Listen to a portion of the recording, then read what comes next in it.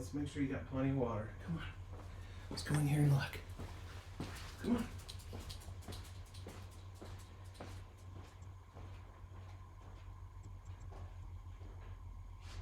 Here, I'll get you some fresh water.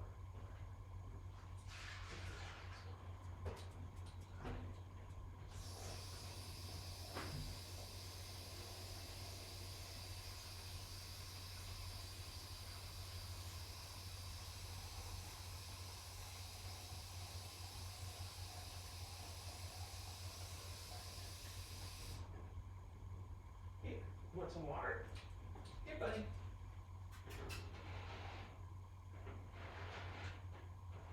Here.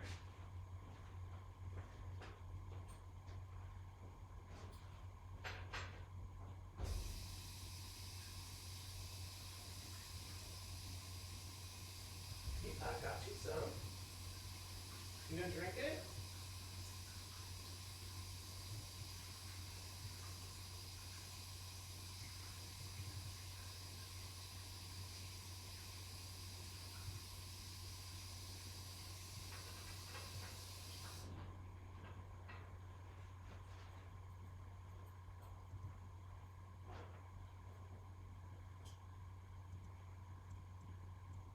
What? Well, here, come on. Let's go say hi to everybody. Here, no, come in here. Come on here. Here, look. Watch out. You're under my feet. Come on, move. Move, move. Good boy. Okay. Let's see, Sean.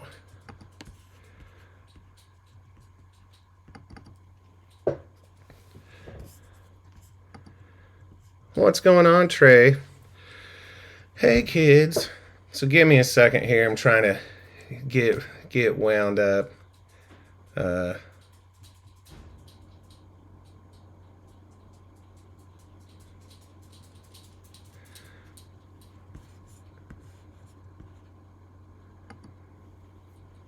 Come here.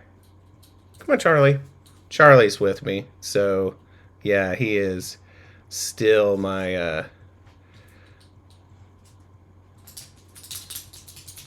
my companion for today. He hold on, buddy. What? Oh, hold on.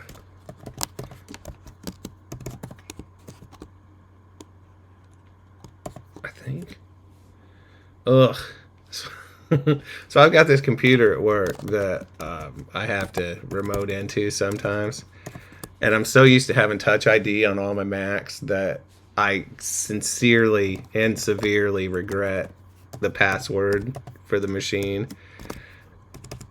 But I don't want to change it because the likelihood of me remembering anything else is probably pretty small. So, yeah, you know how it goes, right? It's like, come on, Strahlers, you gotta be better than this. But apparently I'm not, and I never will be. I think that's the lesson here. So, all right. So what we got here? Come here, Charlie. Where'd you go? Oh, you're in there eating. Okay. So anyway, got a small problem I have to troubleshoot. One, I'm not super hip to, like, I had to cut some relief to get this speaker in there. Because the part of the speaker that actually holds the basket interfered with the opening in this pretty bad. And I'm not sure like what the intent was, but because you certainly can't take them off unless you just want the speaker to fall out of the basket, because it will, trust me. The methodology that I had to do, I mean, it's fine, it's totally functional, and it's not like it's the end of the world. It's just the end of a chassis that's going to sit in there. But what I did is I took the other one that I have and started like actually sort of like castling the top of it, and I just need to get it precise so the thing will fall in there. But regardless, we have a small problem. It's not insurmountable by any stretch of the imagination. But what's supposed to happen is on the inside of this, there are pins on this connector that the top of this thing is supposed to mate to. So see this? These spring-loaded pins on here. are supposed to connect to this guy if you guys who watched last week. And so once it's in there, those are supposed to connect. And I can't decide if the problem is like how far down this is. It's not far enough, sticking far enough down in there, or if this is too far in the end of the thing. But I checked the other one, and this is the same depth that shelf is made in there. But what I can tell you is whenever I put this into this, like so, yeah, they retract. So they're spring loaded. It's really hard to tell, but they're spring loaded, and there's three different contacts. The outside ones are positive DC, the inside ones are negative, and then the center one is the data to control it. And these are LEDs on here, and the pins stop like just before this would rest on the LEDs, but I can't.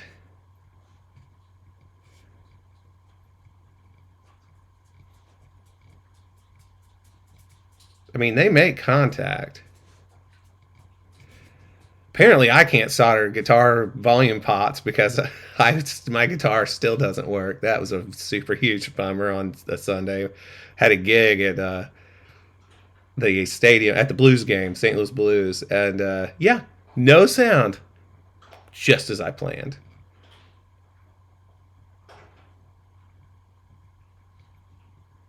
I mean, that's plenty of mating. So this should work, but it's just not reaching it.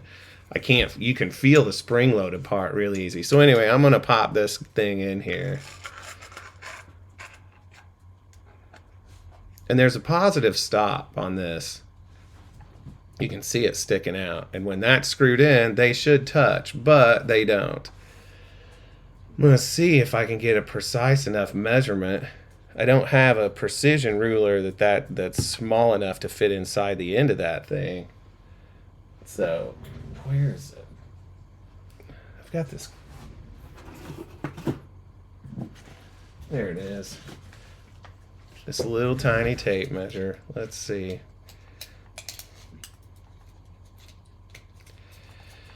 All right, you.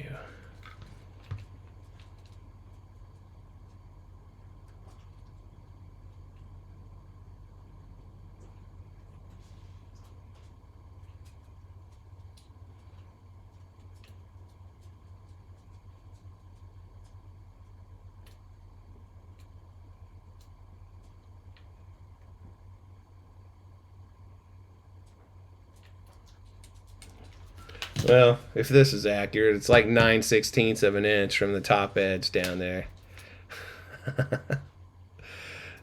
All right, so this should be the top.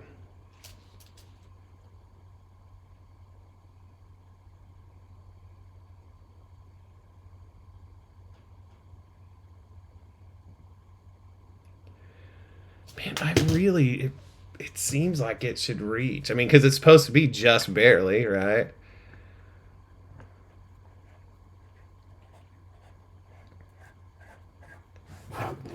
So let's find out. Let's see here.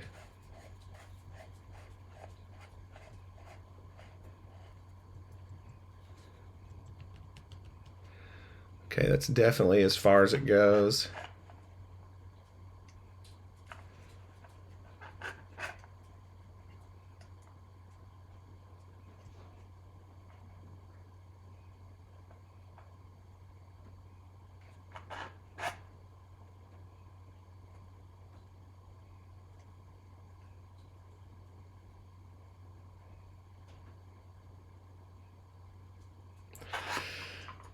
Maybe it is touching. I don't know. Let's find out.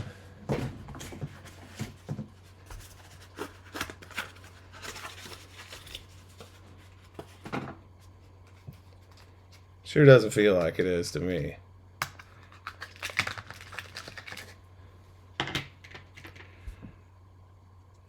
I forgot and didn't order new batteries until yesterday, so I'm going to have to use this crusty looking contraption here. I mean, it's a battery. It's just I've wired leads on it. I don't need them for this. So let's see how it goes. All right.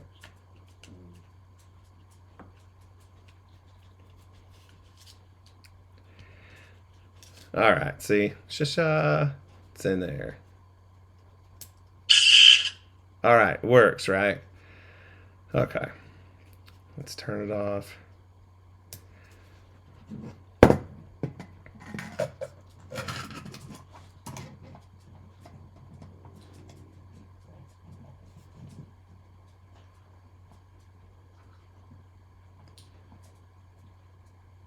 Yeah, it's definitely not touching it.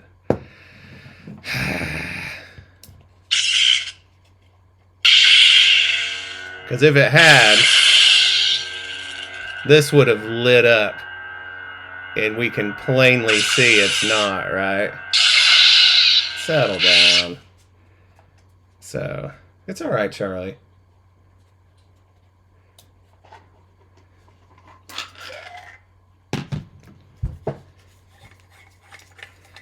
Sarah, let me angle this up so it quits getting out of frame every time I move. All right. So,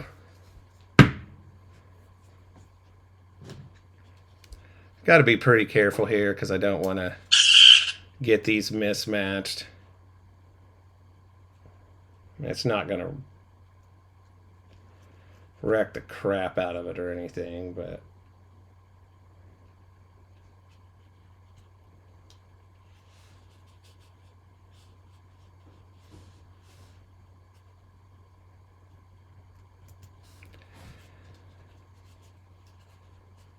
yeah, I had to call him something besides "Hey, dog."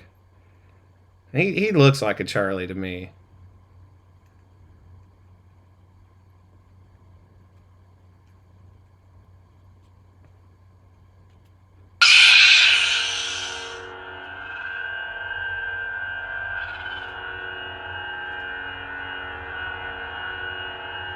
Right, so plainly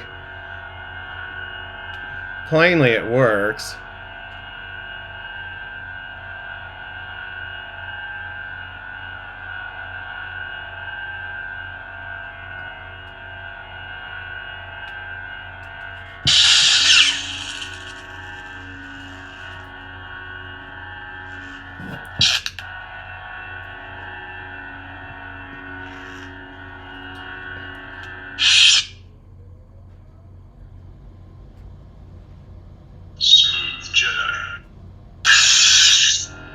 Look at that.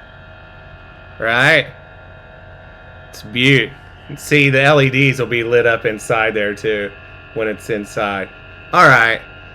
So let's do this. Plainly it mates. Stop it. So now we just gotta figure out why it won't reach when it's in there. And because you can feel it. Like I can feel it plain as day in the other one. Let me angle this better.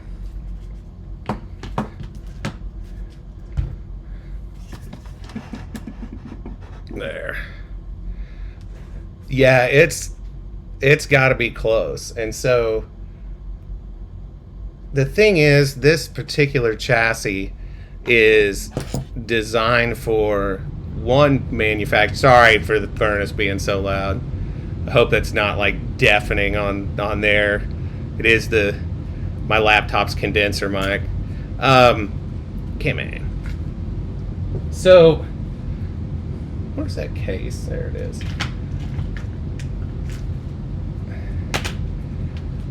I guess really about the only thing I could do is either pop this thing out and shim it inside and glue it back down, which I don't really care for because I've got this soundboard glued in there. So I really need to bust this off and shim underneath of it and glue it back down. But what do I have? What do I have that's close enough for that?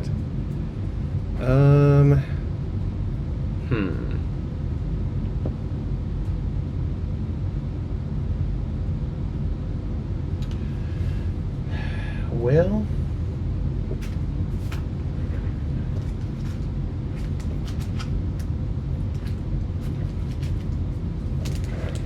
so here's the one from the other one. Charlie, are you going to have your own podcast, buddy? Come here. You want to say hi to everybody? Come here, Charlie.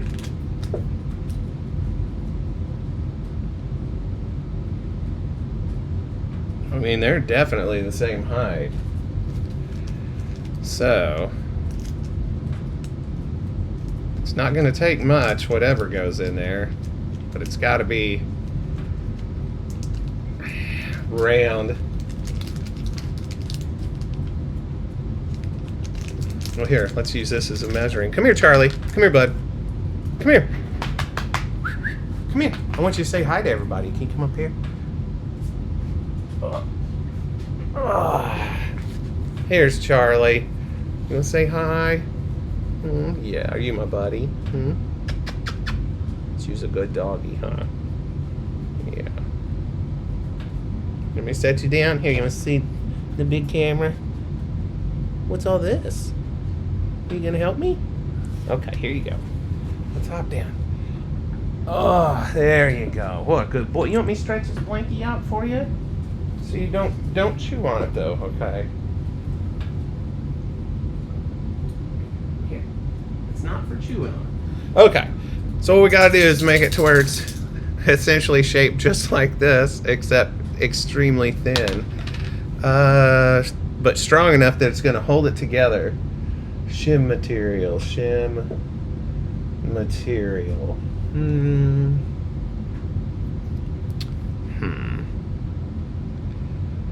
Well, first things first, let's see if we can't bust this off without destroying it. So I use E6000 glue, so it will come off. But obviously there's a whole bunch of wires right inside there. So I'll probably just shut up for a second and figure out how to get this thing off of here.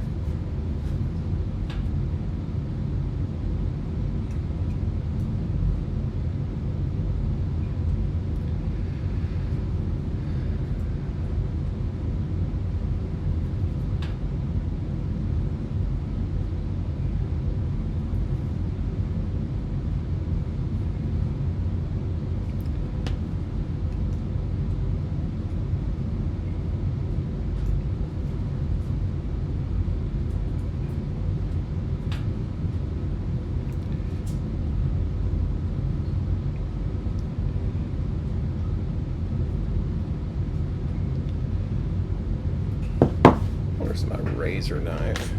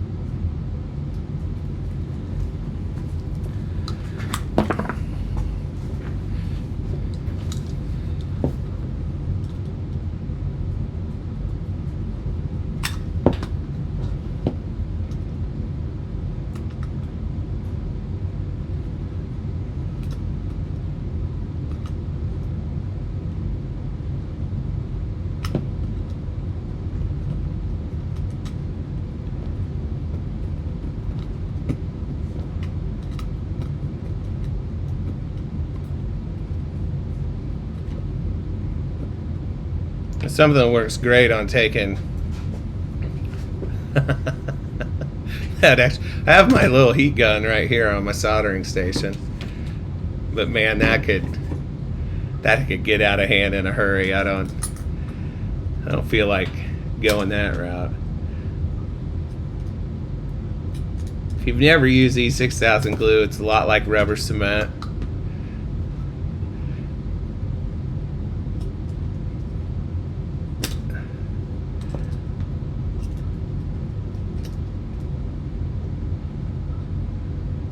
Comes out with the consistency of snot. Pretty great.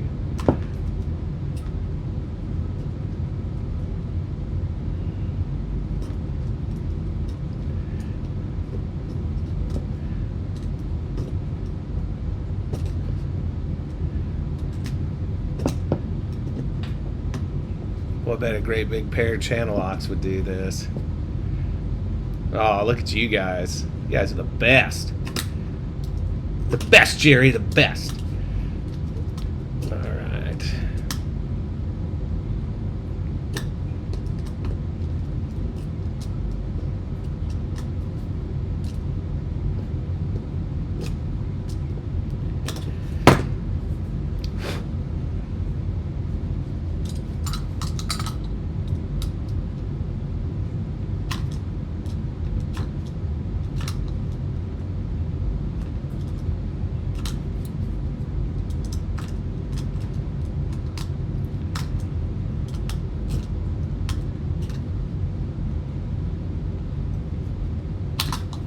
Easy, Biff.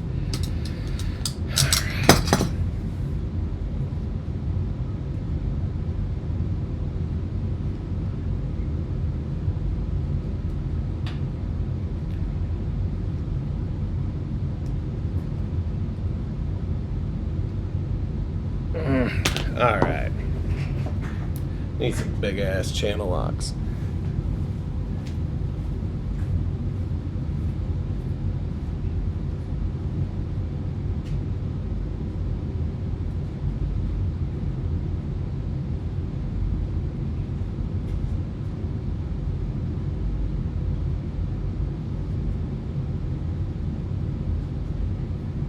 It's okay. Just stay there.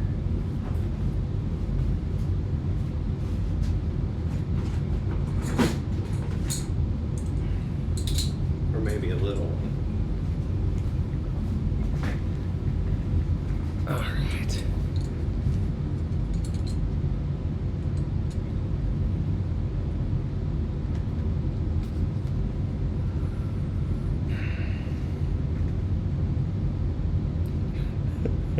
Right? I'm more concerned about that blade hitting my fingers, and getting cuts on your hand as a guitar player completely sucks.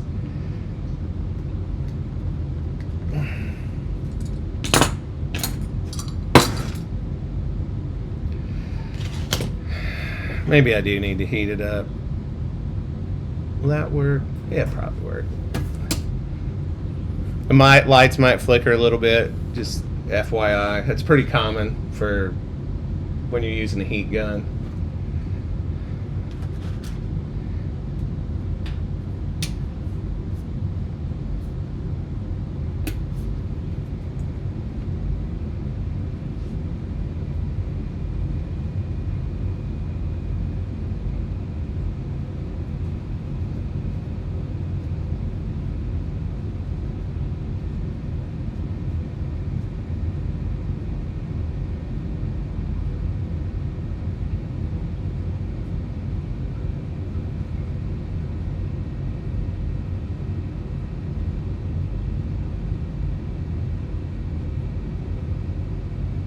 I don't know if you can tell, but it is flickering pretty good.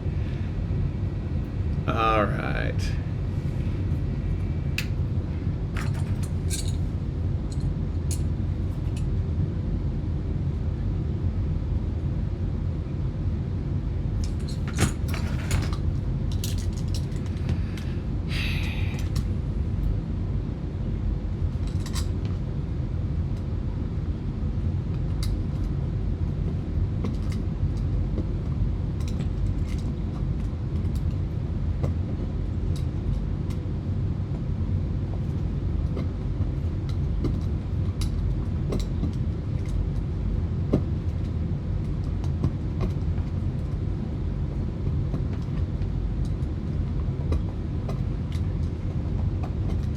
Man, this thing.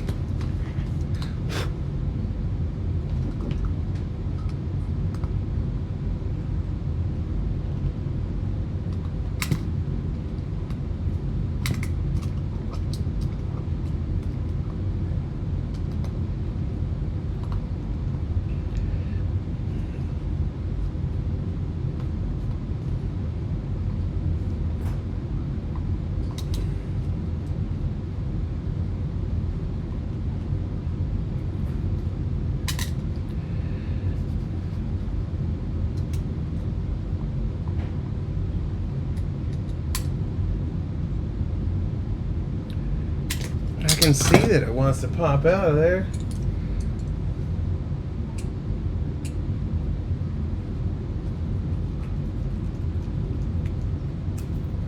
There.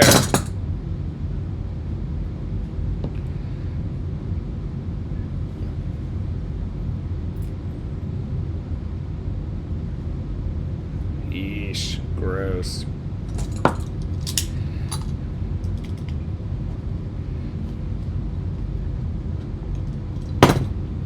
See? It's that adhesive on there. Beep boop.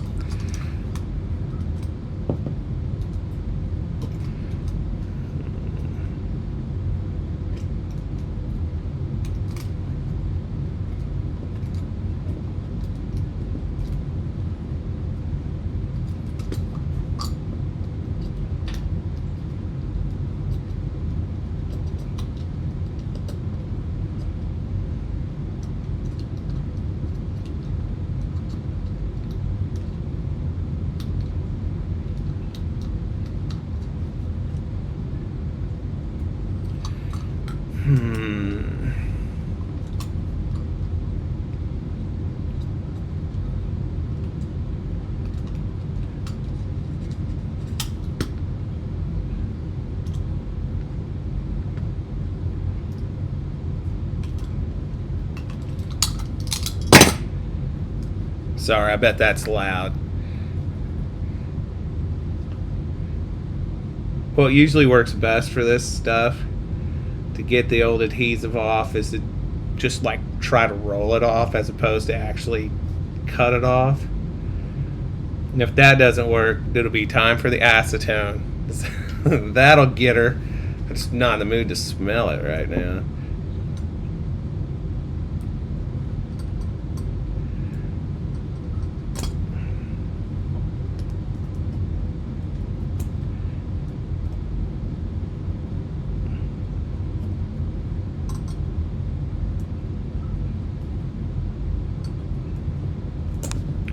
The nice thing about E6000 is that unlike super glue, trying to use super glue to fill air gaps is hard.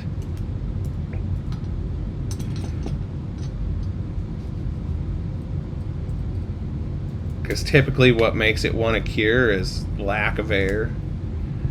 And so it needs that clamping pressure just to get it as anaerobic as possible. But with E6000, man, you can do anything with that. So,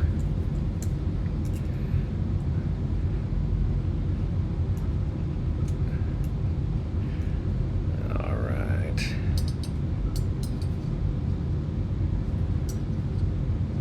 Yeah, I picked up this cutting surface today at Walmart. Yeah, Billy, he's here. His name is Charlie. He's sitting down there, laying down there on the floor next to me. I think the law here is 14 days of possession equals ownership. And I posted on Facebook and called animal control, and the guy there said the only other thing I needed to do was post it on another Facebook group for lost pets, and that was it. And so it's been a little over a week now, and let's face it, if anybody's out there looking for them and hasn't been able to find them with the posts on Facebook, I don't know what time. Yeah, I'm happy too. We decided we had to name him, and he looks like a Charlie in the face. He's wondering why I keep saying his name. Yeah, he's my best man. My kids are in love with him. And it's funny because getting my daughter up for school is the worst. But now that she's like, oh, I want to make sure I get a chance to play with him before I go, this week at least, it's been pretty good. We'll see if it sticks. He went to work with me for a few hours yesterday. Everybody loves him.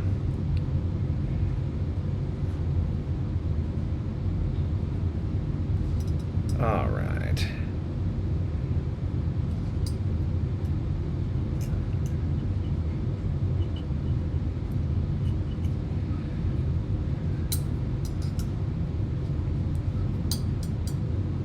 Okay.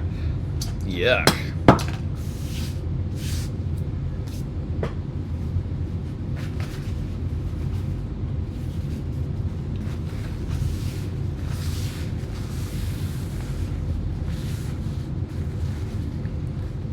What I think I'm going to try, just for thickness, is this double-sided tape.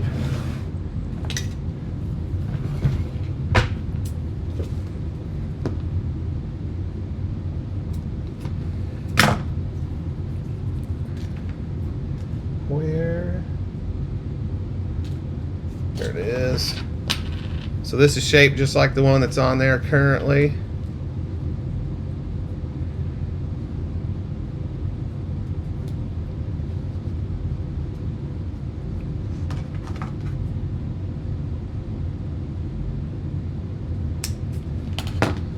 Let's cut it out.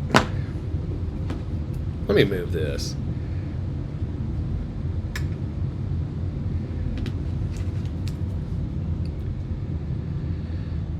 Alright.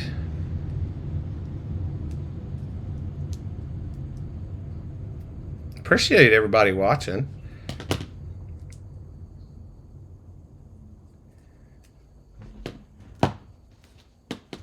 You guys out on the West Coast have been getting hit with some bonkers weather. For you, for us, it's like, oh.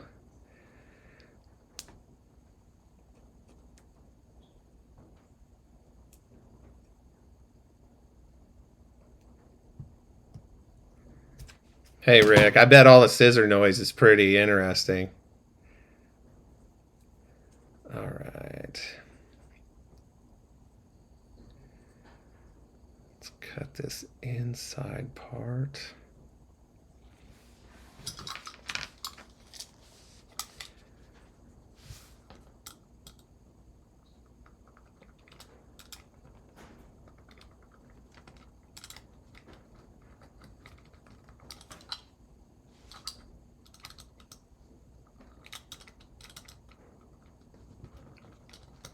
I was getting ready to say it'd be a shame if this blade was sharp, but I think it actually is. It's a miracle.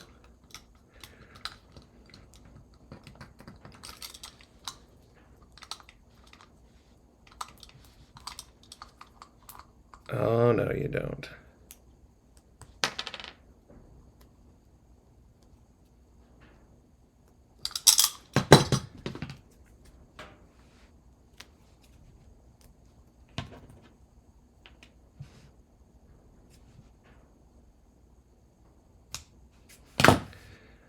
All right, there's half of it.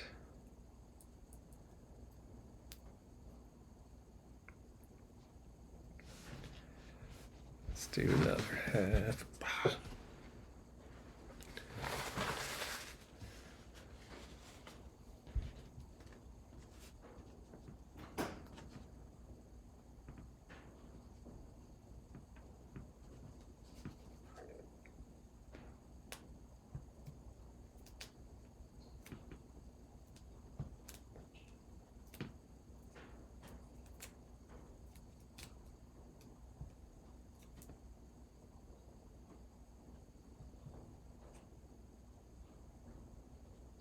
That's close enough.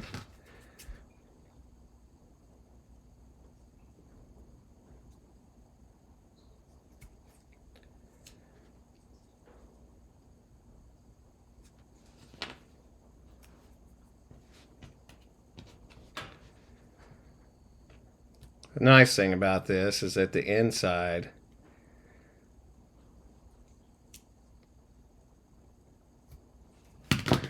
diameter of my little spacer I'm building here doesn't have to be accurate, because as long as the wires can fit through there, it doesn't matter.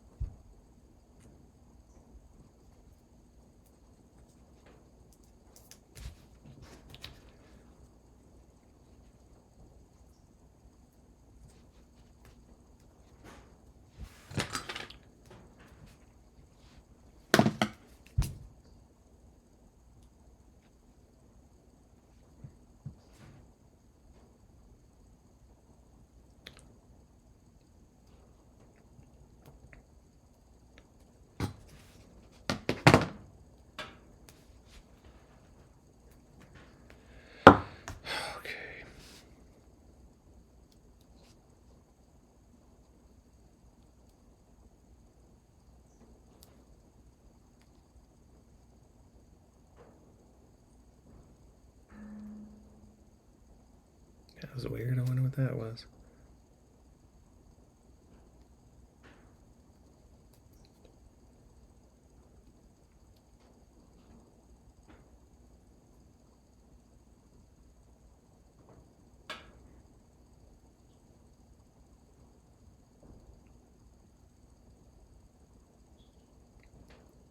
Tracy asked me after watching the playback last week if my hands always shake or if that's a new thing. No, unfortunately, it's been a thing forever.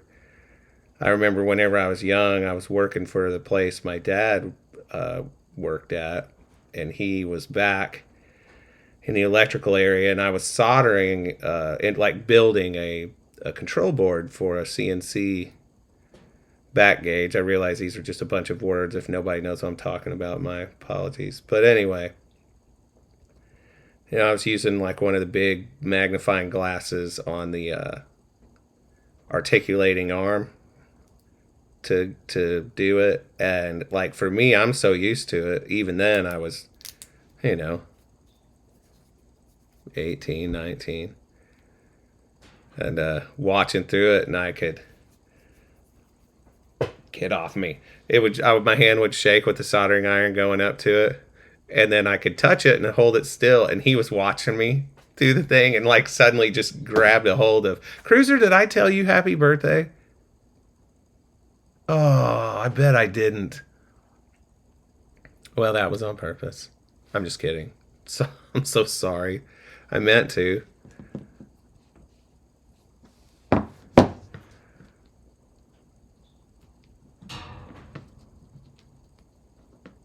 But anyhow, the my whole point of that story, where it was going, was is that my dad was watching me, and suddenly, like I didn't think a thing of it, but suddenly he like grabs onto the table, like it was making him seasick.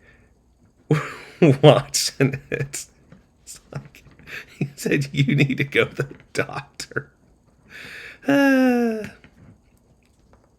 My doctor told me it was just all the awesomeness trying to get out. God, Cruiser, I'm sorry, man.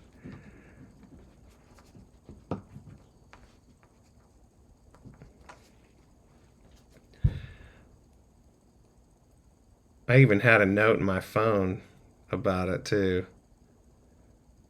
Uh, so much for that. And I got somebody at work that's mad at me too because their birthday was the same day.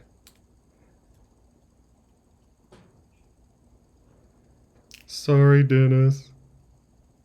Oh, listen, you already hated me forever. What? There's really no change.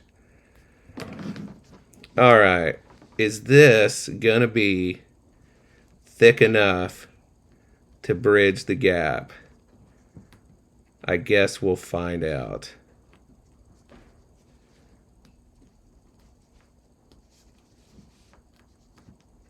And the thing is, if it is, plainly, I can't trust this double-sided tape to hold this in there. Right?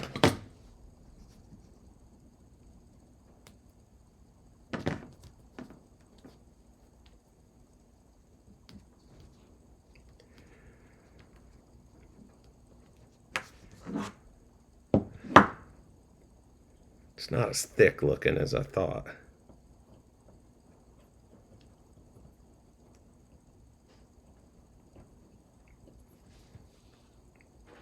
I can't trust this double-sided tape to hold it in there, he says.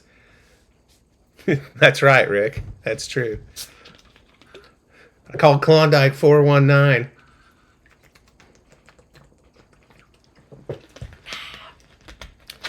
Today's stream brought to you by Mountain Dew Zero. It looks like pee because it is. All right.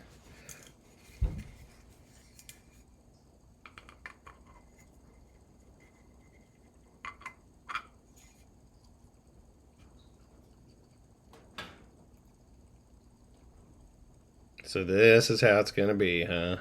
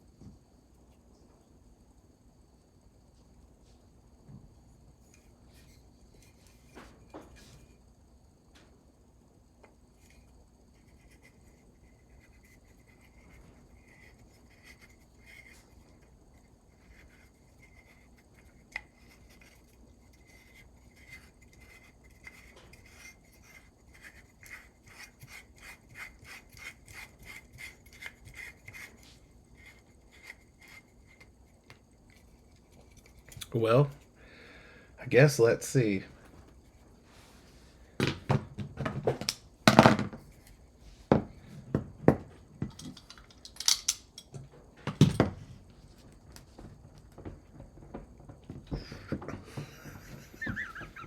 Thanks for the help, Trey.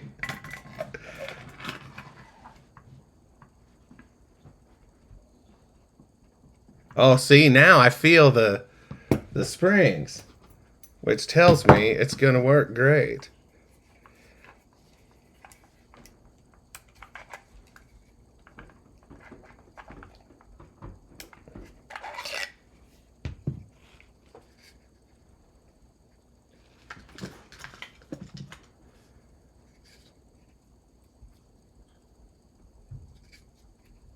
Do I dare just leave it like that? The answer is no, by the way. I mean, it actually feels like it's got pretty good hold of it, but... Whoops.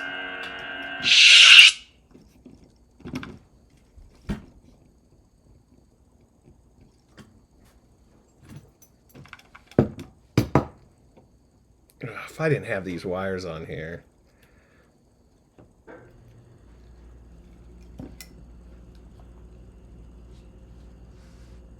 Smooth Jedi.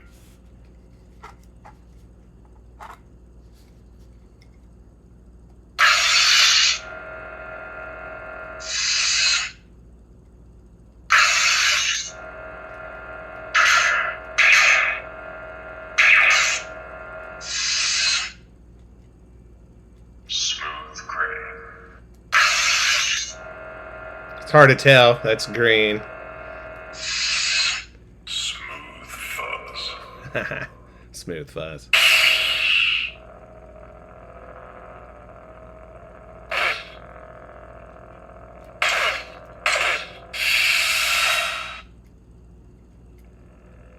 Rogue Commander.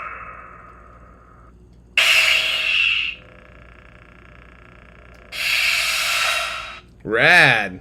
Well, let's do this. Let's shut this off for a second. All right. So, I'd really like to put it all together. Am I going to have to cut off my super crappy looking leads? It's probably for the best. The only reason I left these on there, just so everybody knows, is in case I had to charge it.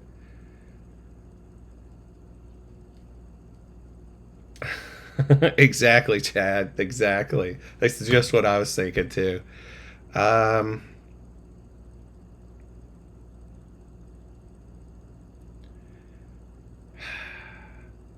Eric, it's just wire. It's not like they're not going to make more. Why is it making me so sad?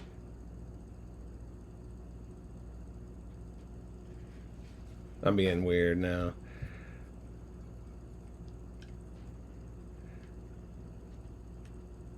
Get this out of there. You don't actually need a tool to get the batteries out of here. It's only because the solder dots I have on these are making it bigger. All right, yeah, let's just unsolder it. Listen, I want to make a disclaimer here real quick. Soldering on a lithium-ion battery is not for the faint of heart. Okay. It's dangerous. You really got to be on your game when you do it. It is very much a get in and get out, like a bank robbery. So I've heard. I'm just waiting for my iron to heat up here. Because I know I talked about this last week, but, remember when hoverboards were all the rage? And they would blow up on people? That's exactly it, Trey. That's exactly it.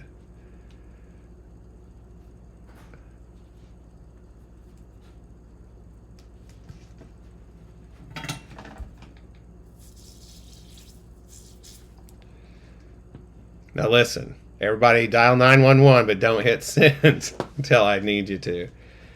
All right, here we go.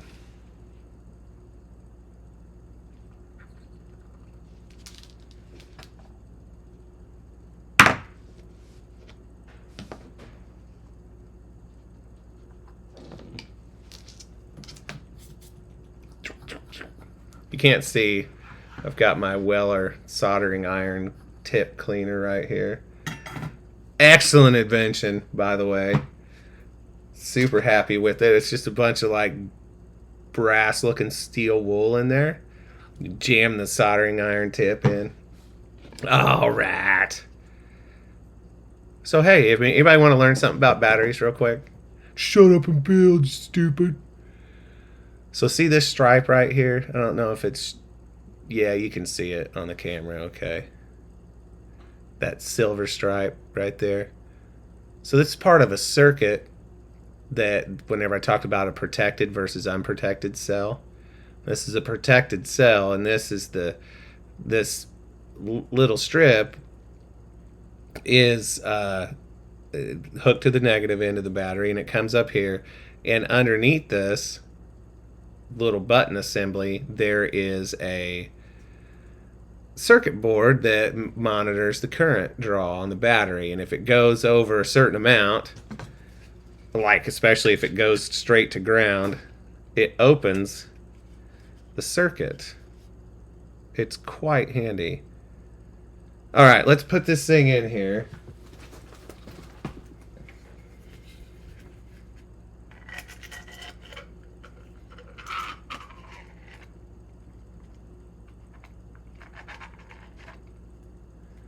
And let's go ahead and turn it on. Before I do,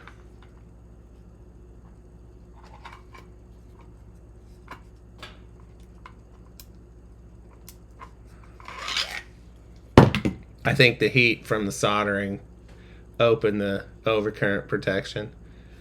Perfect. It's exactly what I was hoping would happen, and then it wouldn't embarrass me in front of my friends.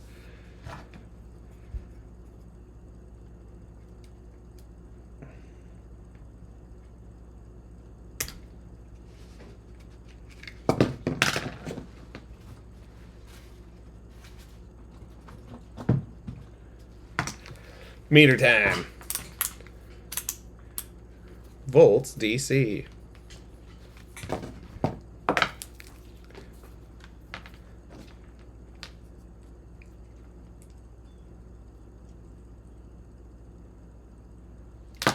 No, it's on. Oh.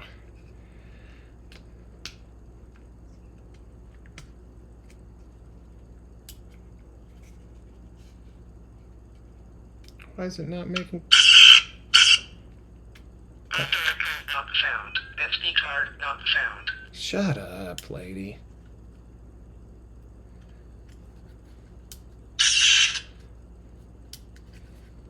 All right, we're going to pop this in here.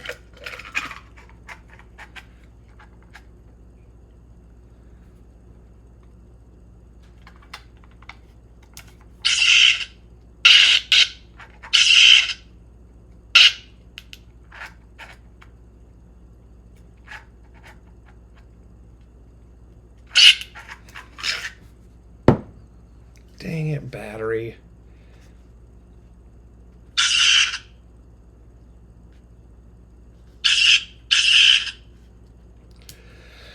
Meh.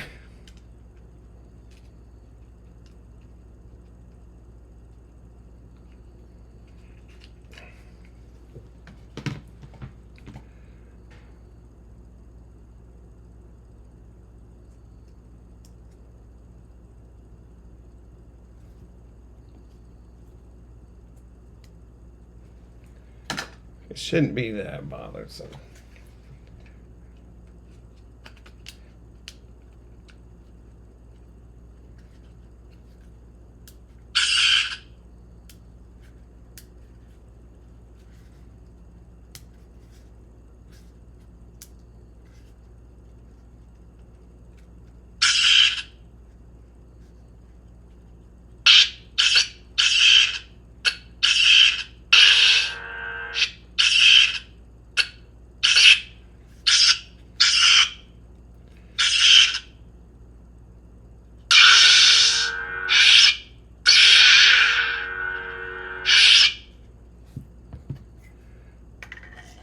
I messed up the battery terminal. It's barely making contact.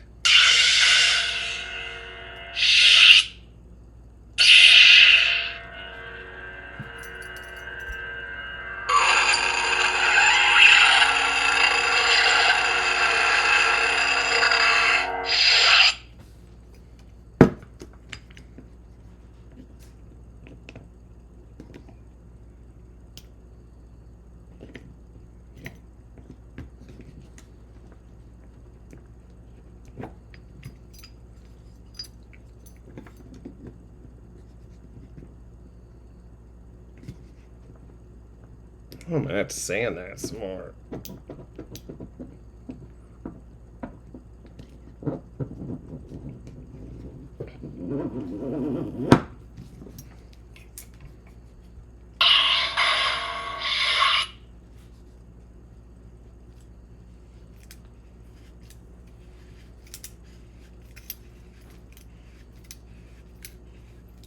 Smooth Jedi.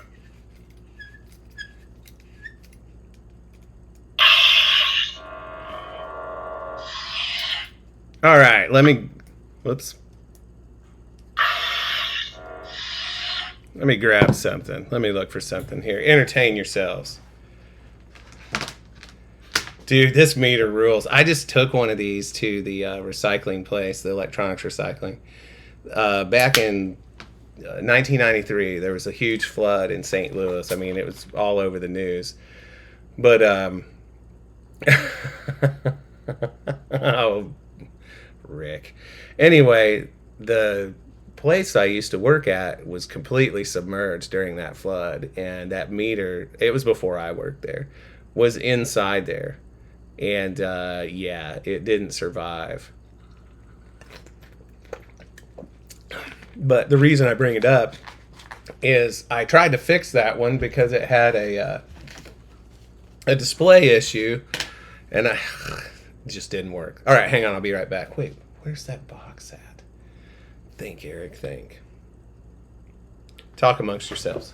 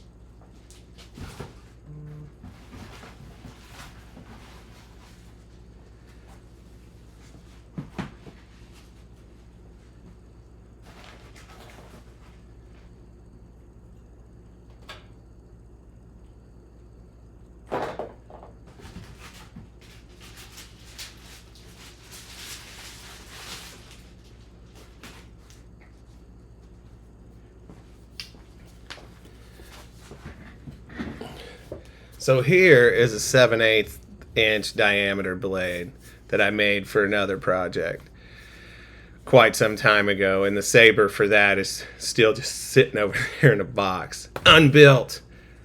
Anyhow, so I've got this little adapter I made, inch to 7/8 right here, and I feel like I should do this off camera just in case it doesn't work, because there's a chance the battery is too low to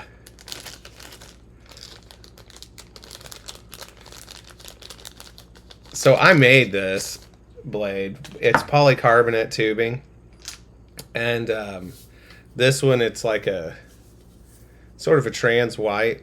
Got this bullet tip on it, and it has inside of it rows of these, like two of them back to back. Each one of those is a little RGB LED.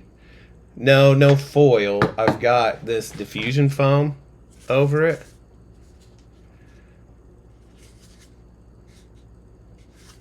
And where did I put that Allen wrench I just had? I just had to go and show what I was talking about and forget to look where I put that Allen wrench. Hold on. It's got to be right here.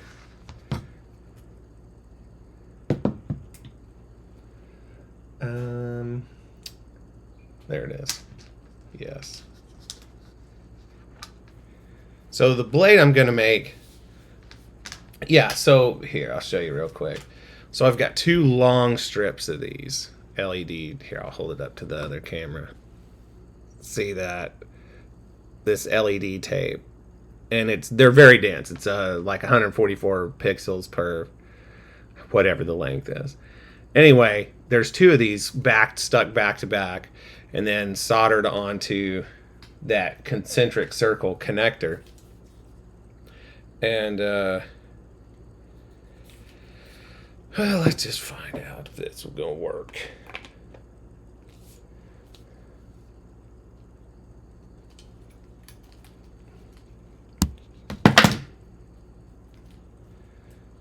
The one I'm actually going to make, the blade I'm going to make for this saber, yeah, it's all the way from stem to stern on this one.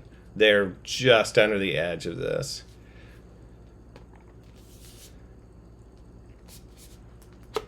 The blade I'm actually going to make for this saber will be a 1-inch blade. And, oh, you butthole. I haven't fit this to this yet. You have to really sand these things to get them to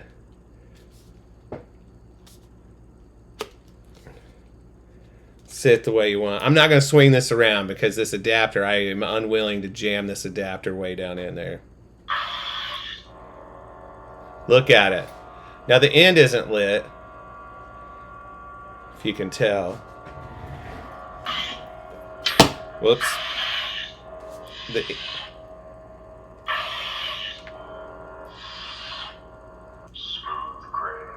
The end of it wasn't lit because I don't have the board programmed for the right number of pixels in my blade.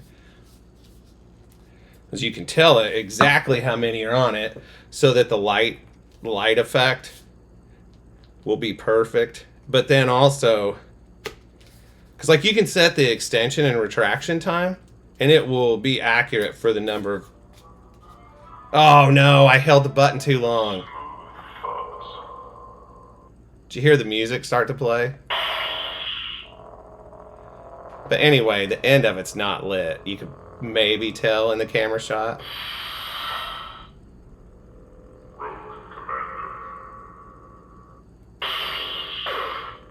See the pulsing? Pretty dope, huh?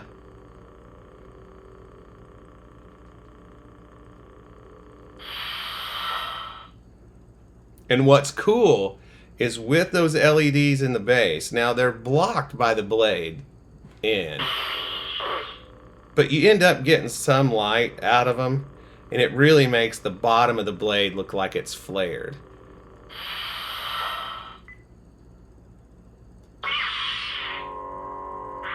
Red,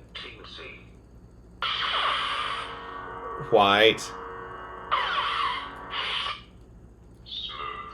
and back to the top.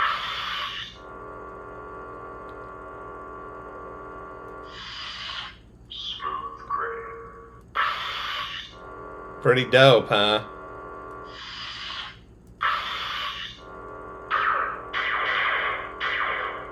It's very hard to tell on the camera. Let me see if I can see it. Yeah. So the flash effect, it will light up in different places along the length of the blade.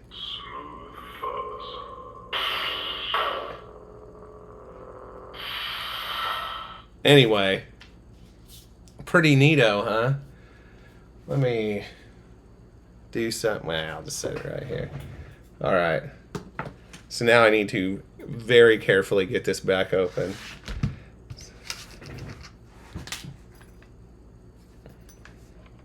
If I take, can I see the end of it here?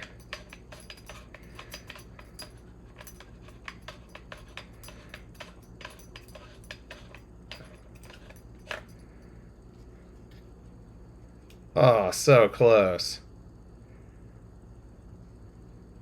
I was hoping I could see the on-off switch in there, but I can't.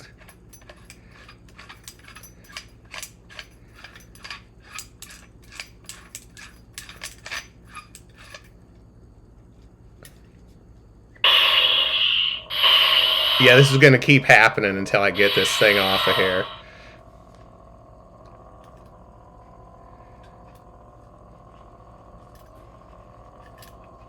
It's always cheaper to make your own. Because when you buy the strips, the manufacturer makes them X number of LEDs long.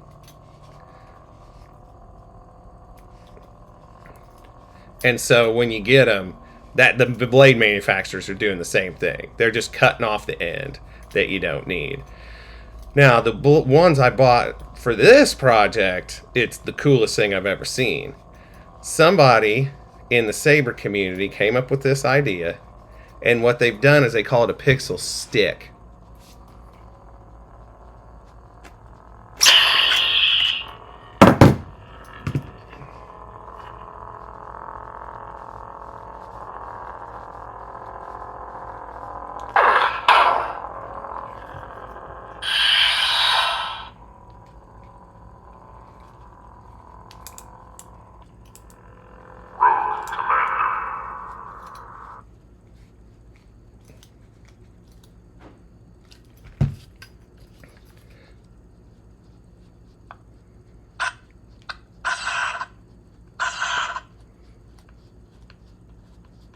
Son of a butt.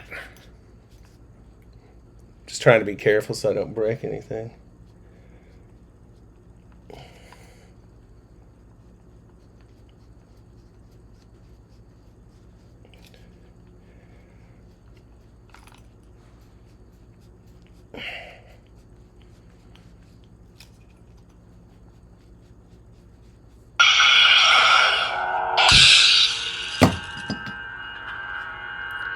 There.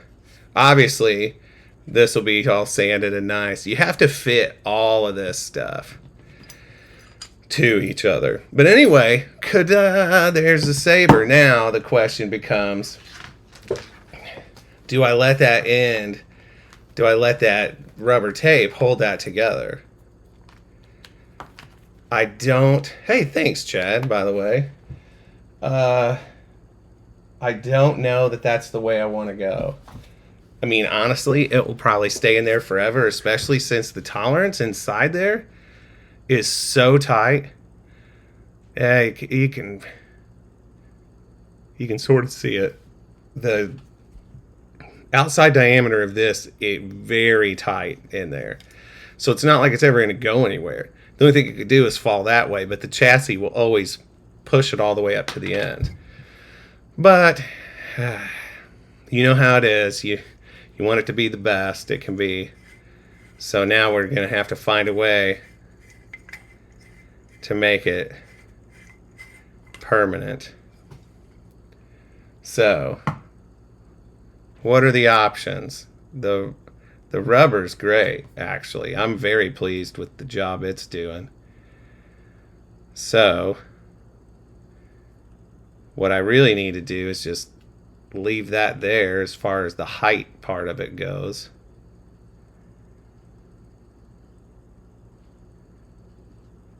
Slap some E6000 on it and let it... No, I don't think it can compress enough for that.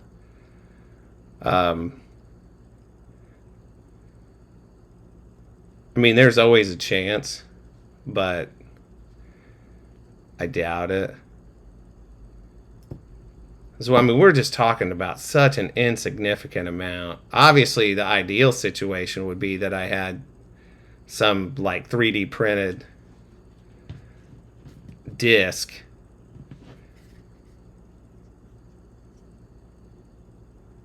that I could just glue in between the two.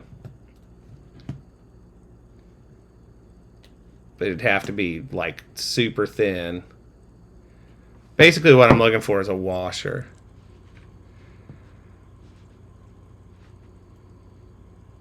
What do I have that's this thickness, but smooth? Because, like, one of the first things I thought of was a Dremel cutoff wheel. Right?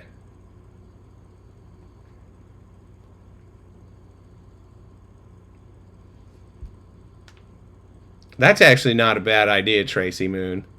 I don't know why everybody says you're a nut. Well, actually, I do know why. But no, that's actually a really good idea.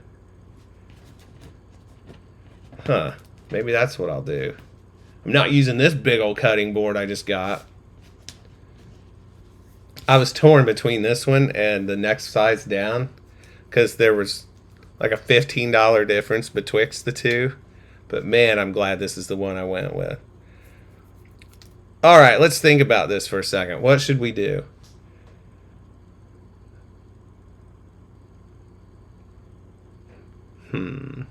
What should we do? Yeah, we'll go get a dollar store cutting board and cut that thing up. That's exactly what we're going to do. So, good thinking on that, Trey. So, listen, what we'll do then for right now is we'll put this guy away and we'll work on something else. So, anyway, what I was going to say with the blade, what I'm actually going to put in this, I sort of got sidetracked on there. In the saber community, the saber building community, somebody came up with a brilliant idea of taking like a hard stick and having it built with the pixels already on either side. So no more trying to hook two flexible strips together.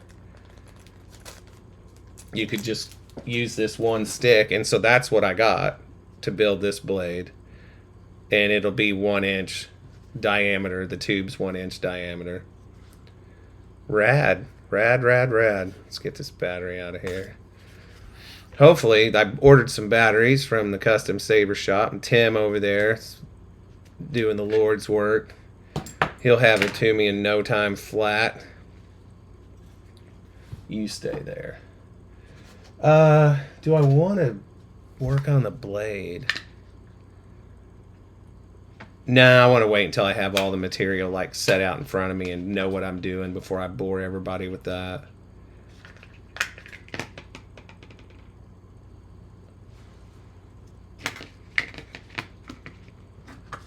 You okay, Papa? Huh? Yeah, you're a good boy. Okay, well, let's do this then. I've got another Obi-Wan saber I'm working on for somebody. But it's like a different design. You'll notice right off that the top of this, the diameter shrinks down. I do like the way Rick made this. Not Rick Villanueva, but Rick Rio something something. So you can see that that's a lot closer to the end of it than this one is. You see the... I can't get it to where the light's not just... Yeah, now there you can see.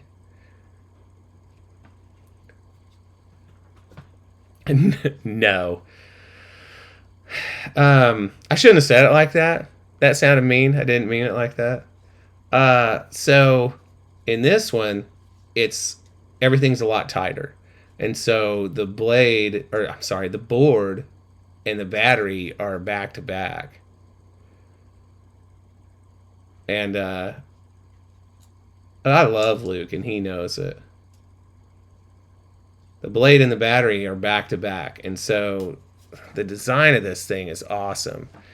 If you look right here, you can see these channels built in here underneath. So the board's going to sit right on top of this, and these channels are where the wiring will be able to go, so that whenever you're looking at this end of it, you're not seeing it all hanging out down here.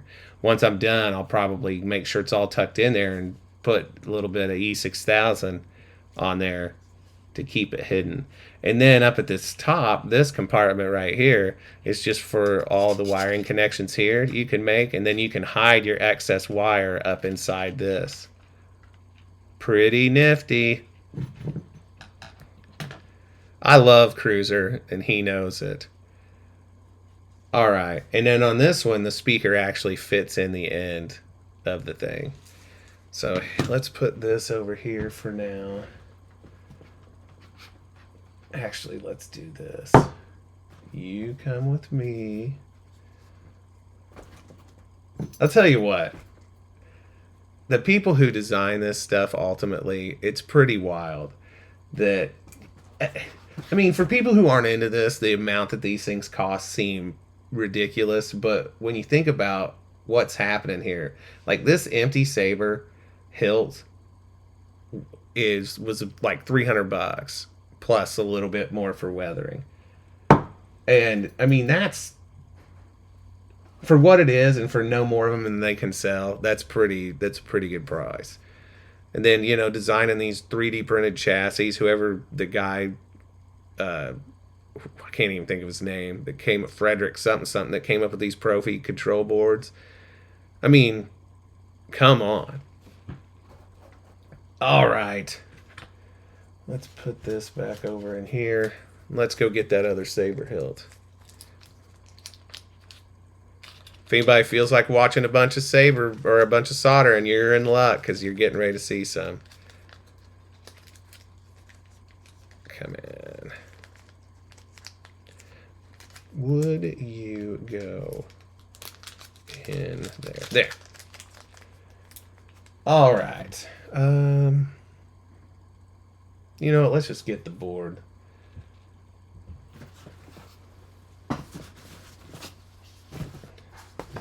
Wait a minute. Where are my tools? My electronics tools. I had to take them to work yesterday. Hold on. I did something pretty cool at work yesterday. I worked on a MacBook and made it worse than when I started.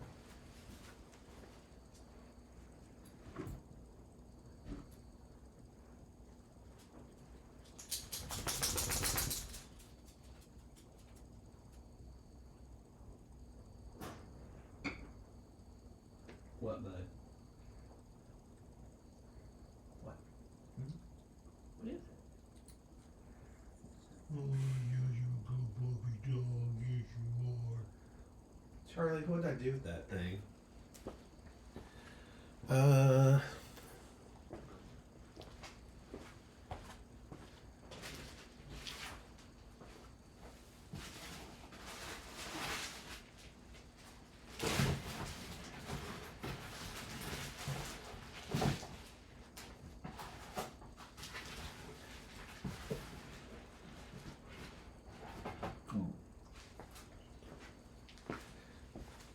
This one right here, it's called the Desert Wanderer. I think I mentioned this last time.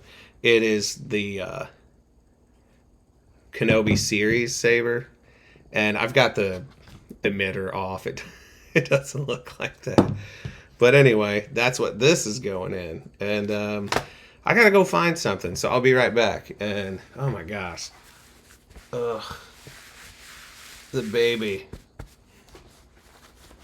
I'll be right back. All right, buddy. You come with me. Let's go see if that's in the car you went to. I think maybe I'll open it.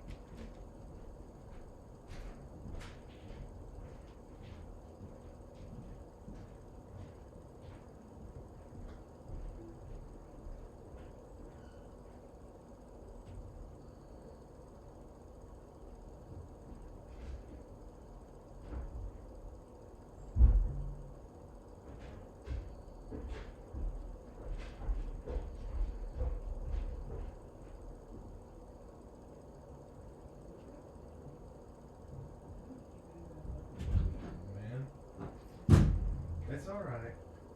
It's okay. Here, come on. We found it, didn't we? Sweet. All right, sorry about that.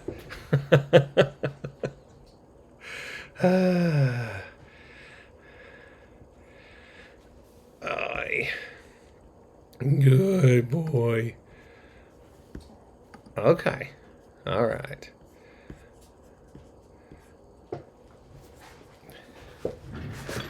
Sorry about that. I had to find this. Like all my precision needle nose and stuff like that are in here. All right. Let's see. Probably gonna need this. And this.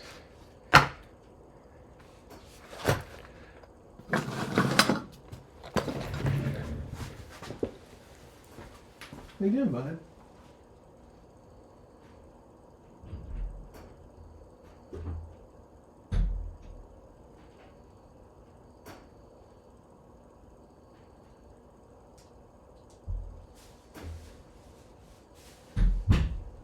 It's nothing to get excited about.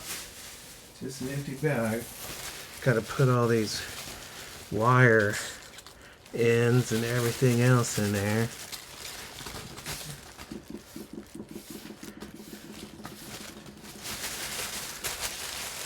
All right, there. Okay. Can I help you? Here, come up here. All right, come up here. Everybody wants to see. Say hi. Yeah, I know. Well, I gotta get some works done. Yeah, I gotta do some work. Yeah, people didn't come here to see me pet on you. Yes, you're adorable. Yeah. You my good boy. Yeah, you are. Okay. Can you get down? Huh? Here. All right, there you go. Hang on, somebody keeps texting me about this gig. Okay.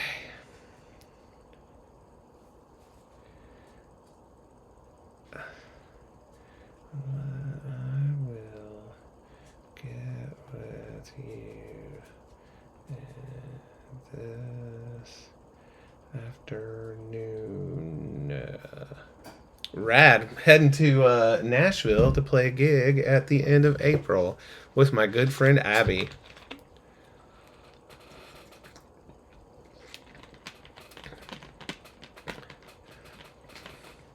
Oh my gosh, we have one of Obi-Wan Kenobi's relatives on here. This is a privilege. Mel Amber Kenobi. All right. Thanks. Yeah, this one right here is dope, but I gotta say I like the one I'm making for Hawes even better than this one. This is cool though. Yeah, I wanted him to have the option, so I showed him both, and he wanted the definitely the episode 4 one. So let me actually go put this over here in this box. Okay.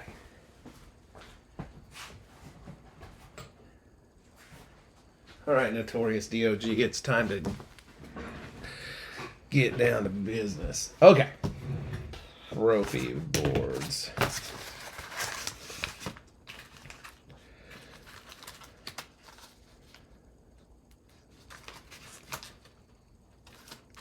I've got one trophy that I wrecked. You'll notice this says bad on it. That describes not only what the condition of the board is, but also apparently my skill at the time. But this one's good still. But yeah, I bought some transistors if I want to try to do it myself. And I realized, what are you showing us in this picture? You can't see anything, but this is a strip of tape with about 20 of the part I need on it. So that tells you how big. No, I think what happened was I was dinking around with it, and I was dinking around with the thing and with the saber like unassembled, and I let something touch ground or like, and it burnt. One transitions. Does anybody does anybody see a long plastic sleeve that this may or may not have been in? Hang on. God, Strathers, come on. Get your head in the game. No, that's not it.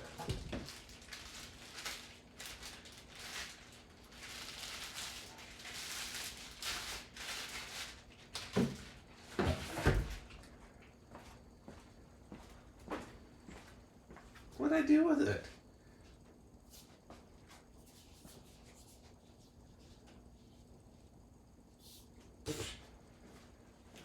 Who knows?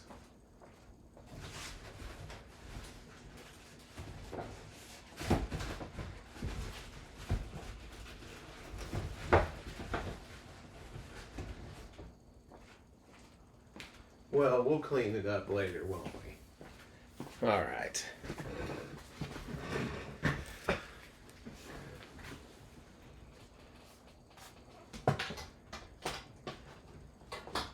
Here's a lightsaber I made for Henry a few Christmases ago. I have it down here because I'm getting ready to modify it. So this one's a lot simpler. This is just one machined aluminum tube right here, and I try to make this. It's not a neopixel. It is like LED in the base, like a flashlight, and that's so that I could have a heavier duty blade on it, so that he could wail on stuff with it without it risking getting hurt. So this activation button. Oh, hang on, I forgot. I actually made it to where I can put this together. So this, anybody who's into lightsabers, you've probably heard. There's a company called Ultra Sabers, and they're like, it's a mixed bag as far as reviews go. But have you used a Nigon custom electronics board? So that's what's in this, as a matter of fact. So anyhow, but I just bought this hill empty from them. So anyway, that's how you have to get it out. And so the thing I'm going to modify in it is I'm going to put an actual kill switch in it, because right now I've got the charge port hanging loose. So I can put this kill key in there.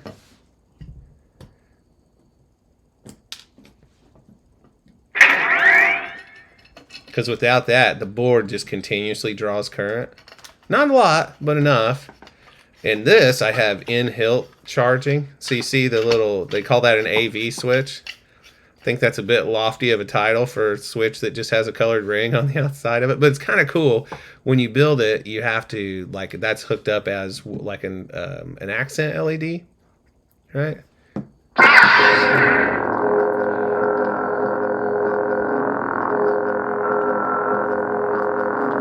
Pretty cool, huh? And then this is the secondary button here.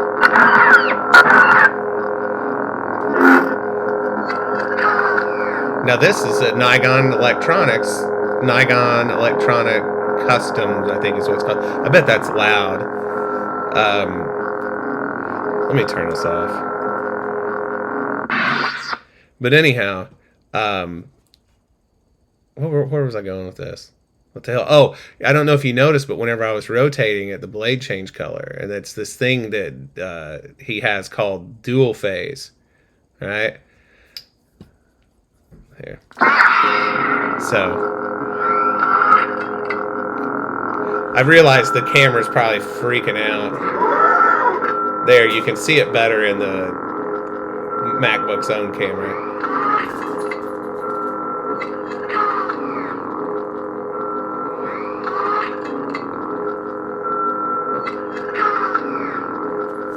It's okay, Charlie. I'm sorry. Is that scaring you? I'm sorry, buddy. But anyway, what I'm going to do is Yeah, so this one is the MacBook camera. You can tell how it's pretty yellow. But anyway, the whole point of this, what I was saying was, is the battery will draw, or the board will draw just enough current whenever it's just sitting there wired up, but off, that it will run the battery down in the hilt. So that key, that little plastic thing I just popped in there, actually, yeah, well, Trey, I knew, you know. Anyway, that plastic thing I put in there, it's the charge port is wired to where whenever that it's charging, it breaks the neutral or the negative connection from the battery so that it can charge the battery but not power the rest of the circuit. And so what you do is you take a little tiny plastic key that's just the shape of the charger, pop it in there, and that blocks it. And so it will stay charged almost indefinitely like that.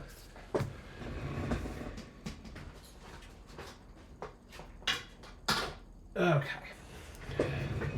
All right, let's get one of these out.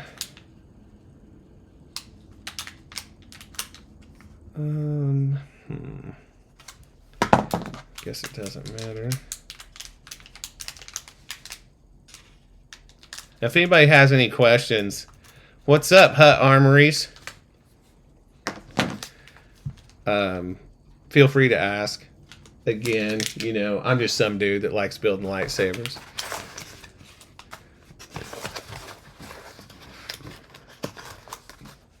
I don't have anything cool like a machine shop or anything like that. I wish. Then I'd have to get somebody that knew what they were doing with it. All right, so I'm going to wire this thing.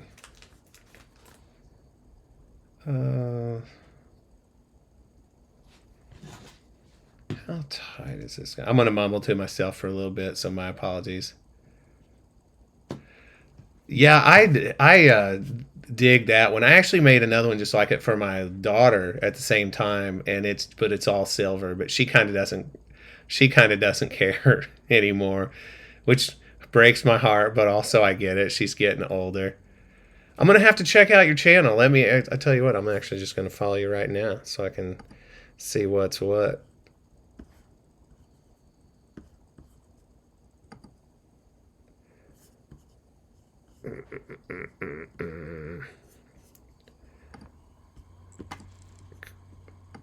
Oh, for God's sake.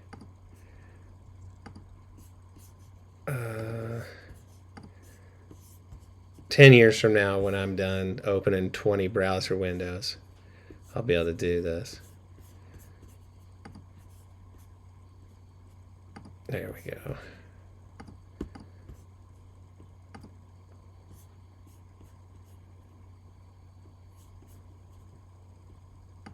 Oh, rad. I'm looking at your channel right now. Oh my gosh, the miniatures painting look amazing. Holy crap. Listen, everybody, I'm glad you're watching me, but you might make a note to self to go check out Hut Armories here on Twitch. Dang. That is some dope stuff. All right.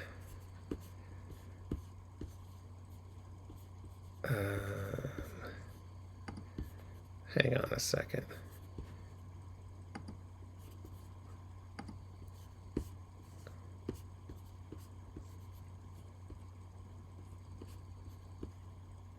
You know, Rick, that's a good question, man.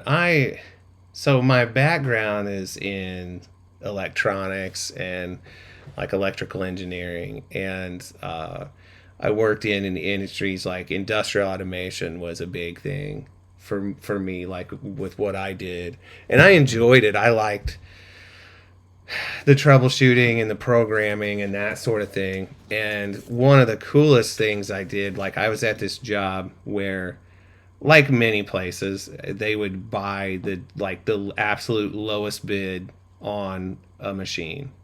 Hey, we need a machine that can do this. Oh, here's a company who can do it for practically nothing, it seems like. And then it would obviously have many, many downfalls. that didn't made it not what we wanted, you know. And so it it made it what am I trying to say here? My job was to just make it better. You know what I'm saying? It was like, hey, this machine, there's many aspects of its functionality that suck. Can you do something with it? And so, like, usually it was all just through programming, PLC programming. I really dug that. But I worked for a company where they did air balancing. Like, that was their main bread and butter. And air balancing is the art of forcing a mechanical HVAC system to be what am I trying to say here? Come on, Eric. To match the mechanical engineer's plans, right? If you look up in the ceiling, well, here comes nerd talk. If you look up in the ceiling at a like it going to Walgreens, no, or a restaurant. Restaurants are better. Like you go up there, every single one of those vents in the ceiling is supposed to have a certain amount of air coming out of it, and by design, and that's what affects the comfortability and all of that sort of stuff. And so what this company did is you go in there and you take tons of measurements and you would commission the system to match the engineer's plans. And lots of exhaust for kitchens and stuff like that. But what brought me to that is they had a kitchen ventilation system that was designed to be dynamic for your kitchen exhaust hoods, which, if you can imagine, in a restaurant, you've got these exhaust hoods over your cook line running all the time.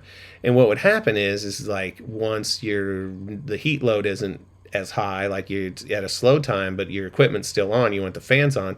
Well, those electric motors and those fans, they're either on or they're off. And so, what's up, Randy? So you're ejecting a lot of air that you spent money air conditioning or heating, right? So this system that they made would modulate the fan speed. And that is sort of what led to me working there, is their controls. And once I sort of got out of the field and it was all management stuff, and then I got downsized. It's just a polite way of saying tossed out the door on my butt. And yeah, man, I was playing guitar at my church, and I was already, I'd gotten out of playing gigs because I traveled all the time for my job at that point. So once that happened, I just sort of got out of it, got offered a job and doing audio video stuff and all that and music, and here you go. Okay, let's see here. So what I got right here, in case anybody missed it the last time, this little guy right here is a Profi control board. It's 4 lightsabers. That's what it does. And it's super programmable. You'll notice that there's a USB port right here on top of it that I'll use to program later. But I'm just going to build this thing right now. Okay, let's see. I'm going to have to put on the reading glasses for this, for close work. All right. Let me see here.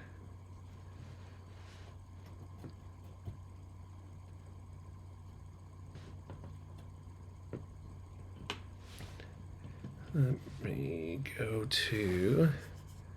Oof. Boy, looking at my screen with these on sucks. Profi.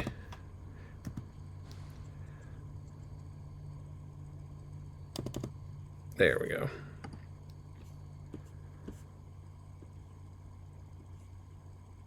All right. Okay. So what I need to do is I really need these 2 wires to be coming down over here. And at one time, I thought that they were. But I can see plainly now that they are not. All right. They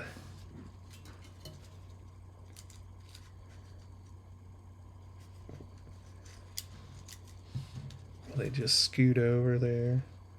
Yeah, the design on this 3D printed chassis is crazy good. Hey, Emily, how's it going? You getting all stoked for your trip, I bet.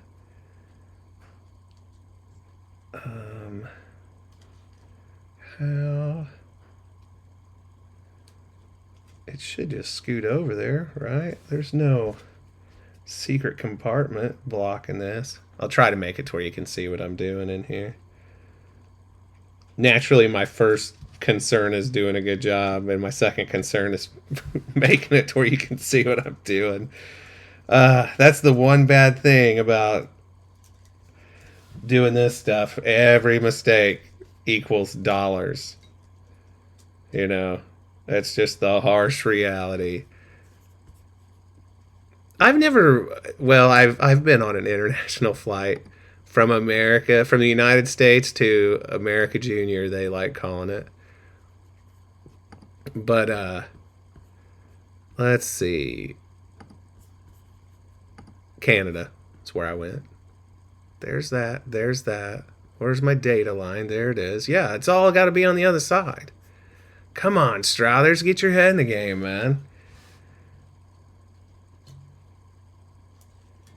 Okay, let's do this. All right, what I'm going to have to do is push these wires right here. The two greens and the orange, these are all coming from this connector up here. So it's my two negatives that don't make a positive, and the data line for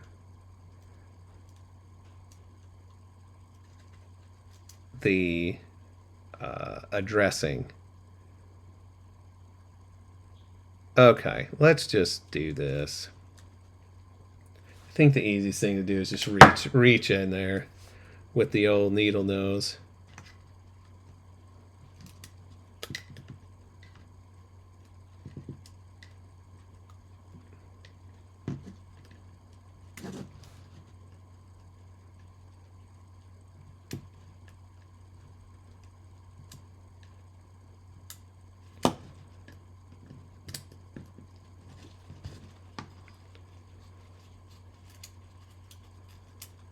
One. Now, I don't know if you can see inside there, but there's the two purple wires. Can you see them in there?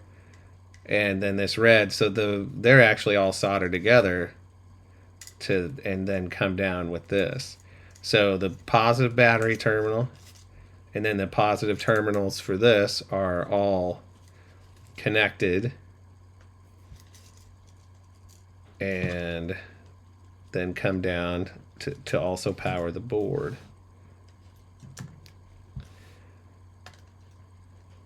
Before I got into this, I didn't realize, like, a lot of times with lightsabers, and you know, this all comes from the functionality of the charge port, that a lot of the on-off switching with this is done on the negative instead of the positive.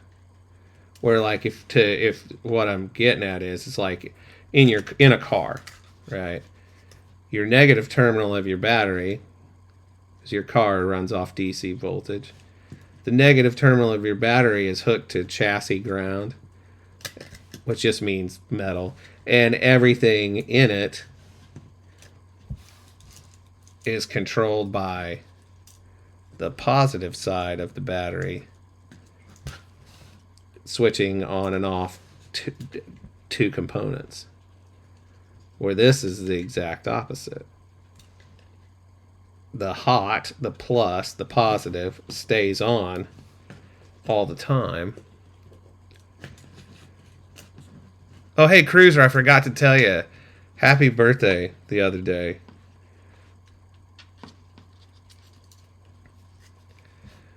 They grow up so fast. Luke turned 28, and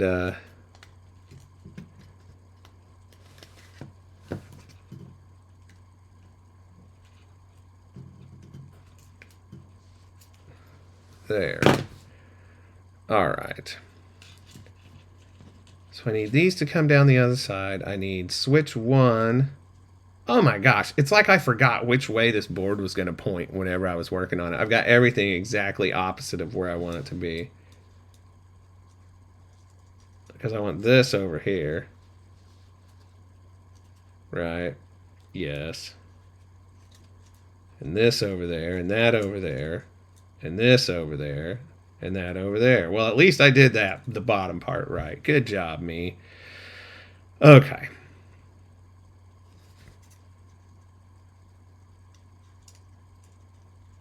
Okay, now I got to fish these back down in there on the side that I want. So, should I do them one at a time, or should I...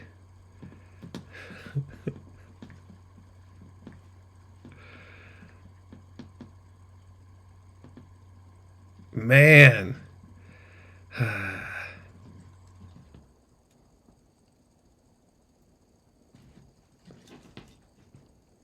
Okay, here we go.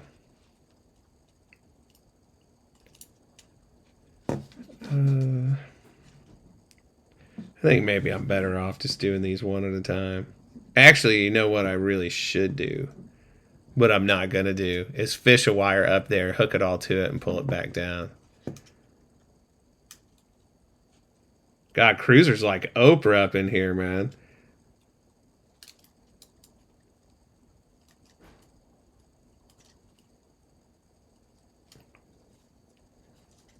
Oh, that wasn't bad.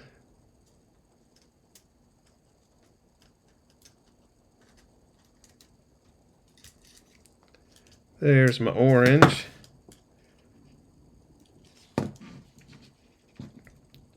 Tracy, that's not true. So what are you working on? Armories? What do you got to solder? Or what do you got to electronically? What do you got to assemble? It's not super hard.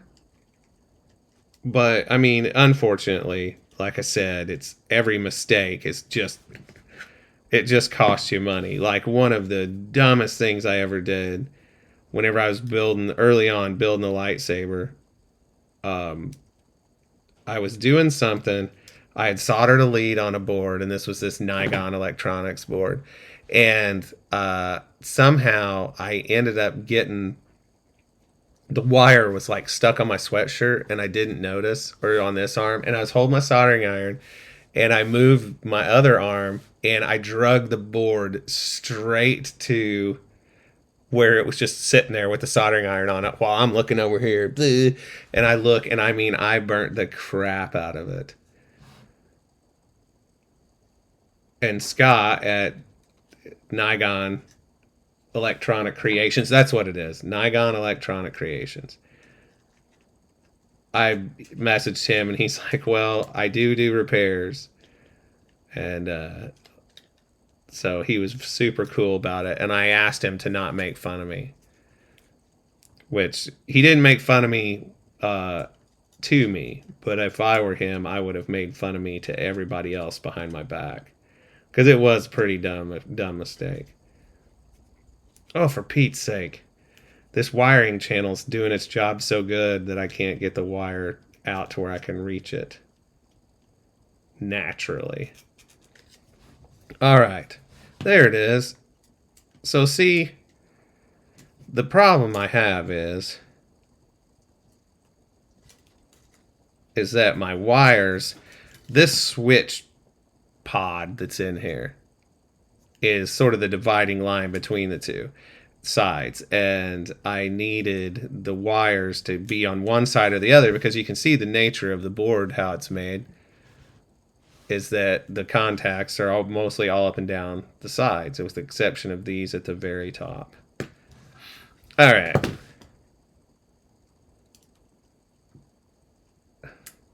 Man, Cruiser, you got that right. Speaking of dumb mistakes, you know, that's how I learned. I've been married 3 times. But the girl I'm married to now is who I actually wanted to marry the first time.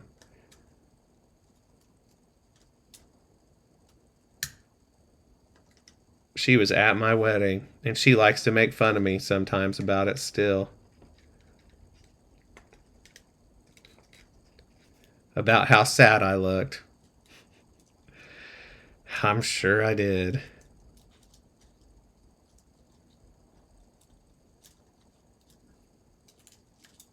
I married the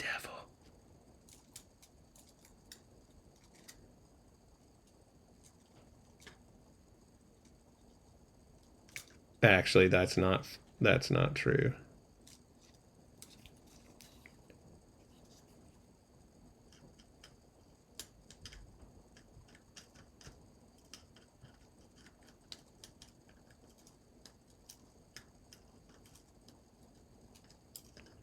Here. Okay, guys. So here's what I'm trying to do. If you can see on the inside of this, my switches. There's nothing special about what these wires are doing as far as like why they're ending up on the sides they are. It's just how it is, and I just need them to be the other way,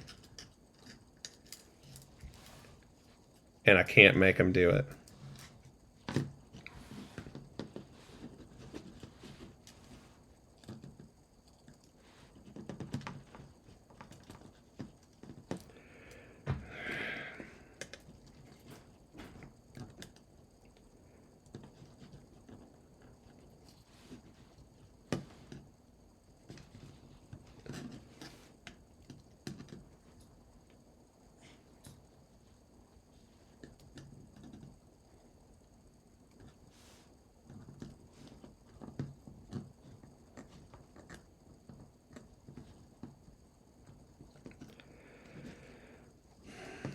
I am not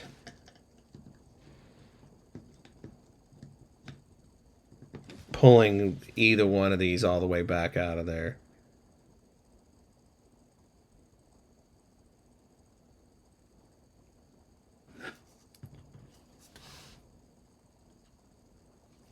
Or am I?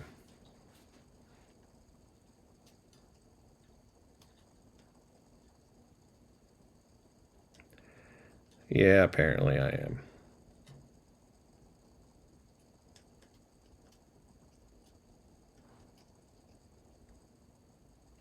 All right, so what I got going on here is this little switch pod here. I really want these wires to end up like these. The wires for this top one need to end up on this side. The wires for the bottom one need to end up on this side.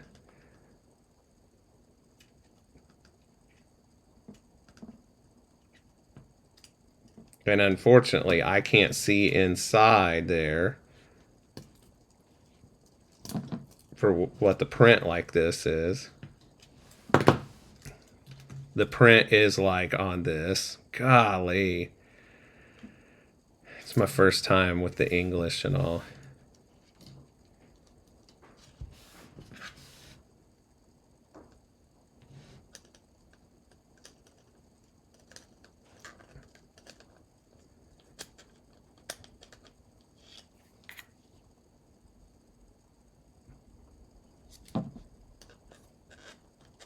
There.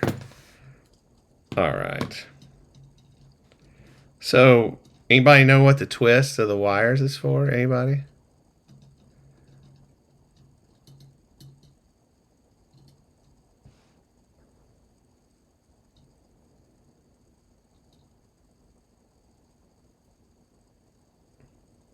The answer in this case, by the way, is nothing. It's not for anything.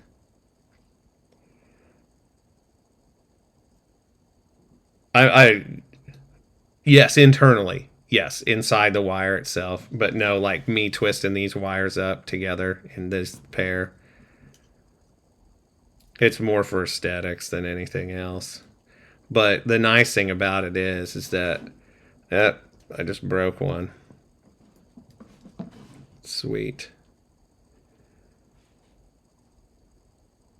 Yeah, let's do this. Let's run them in there first.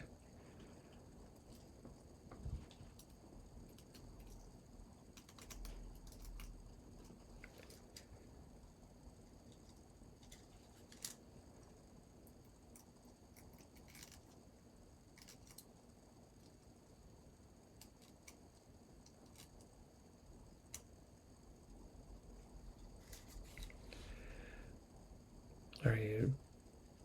But there you are. Anyway, what I was starting to say is that twisting the wires together like this is really for nothing. It does make it a little more aesthetically pleasing, and it does offer a small amount of like strengthening.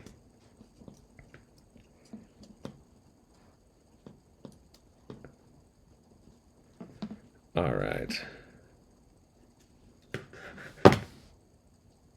Let's solder this back on. You see what happened there on this one. Okay, here we go. Boop.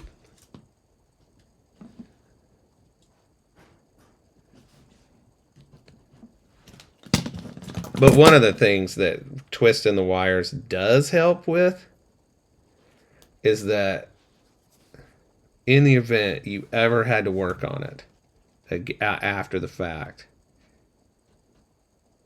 and there's just not quite enough wire to get the part out to where you can work on it, the twist is what undoes it all.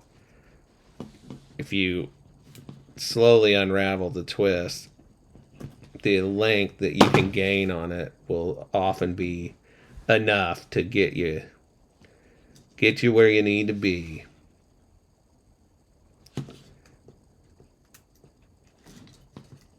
Okay. That sucks that that's already in there, but what can you do? Yeah, I could pop that switch out. It's just E6000 holding it down. Actually, you know what? Let's do that. That's the smart move.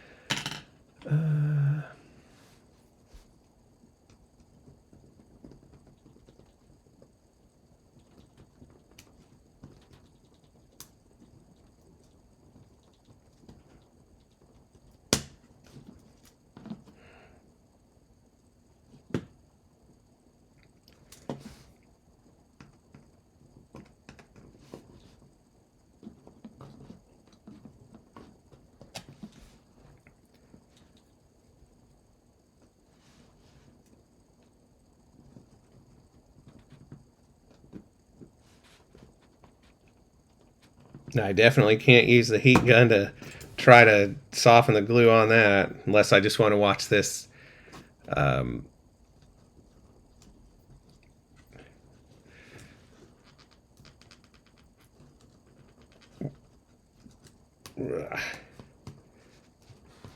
watch this chassis just melt into pieces. That would be so sad.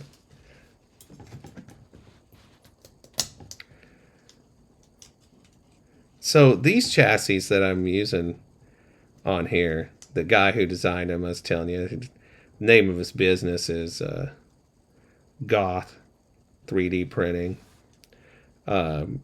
Amazing stuff.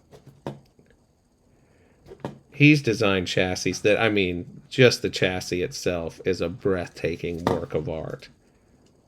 But, you know, depending on what you get it printed in, if you a chassis can end up costing you like $1,200.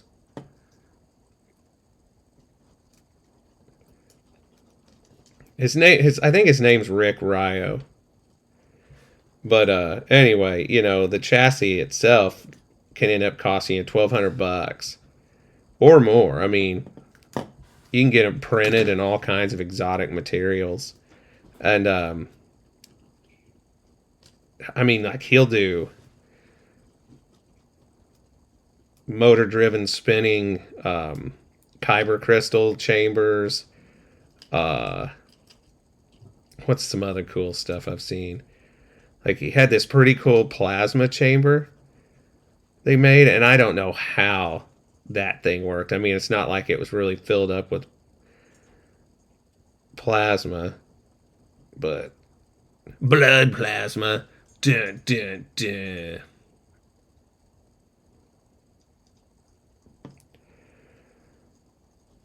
but it is some amazing stuff. Okay, now this, I don't know if you guys recall me talking about it. This is all 32 gauge wire I'm working with right here on these switches. And ultimately, in this particular spot, I probably could have gone with something bigger. But 32 gauge is what I have. And I mean, there's absolutely no current draw on this. It's just a tip to ground sort of thing. All right, on this tiny little pancake switch. Here we go. Let's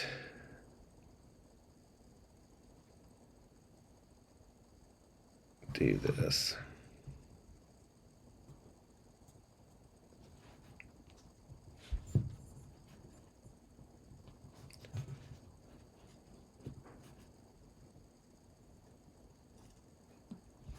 And this will probably fall under and then the nations rejoiced, but I may have to like just completely stop even trying to talk in here. All right.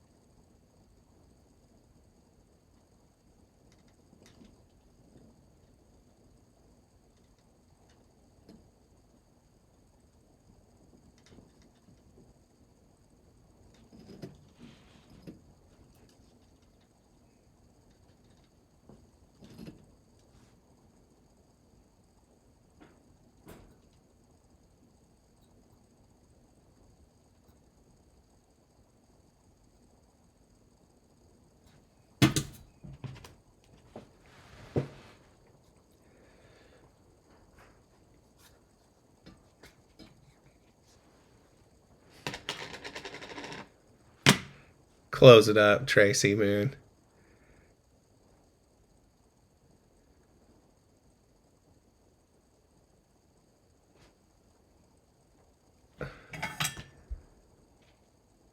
Are you getting a lot of storms, Cruiser?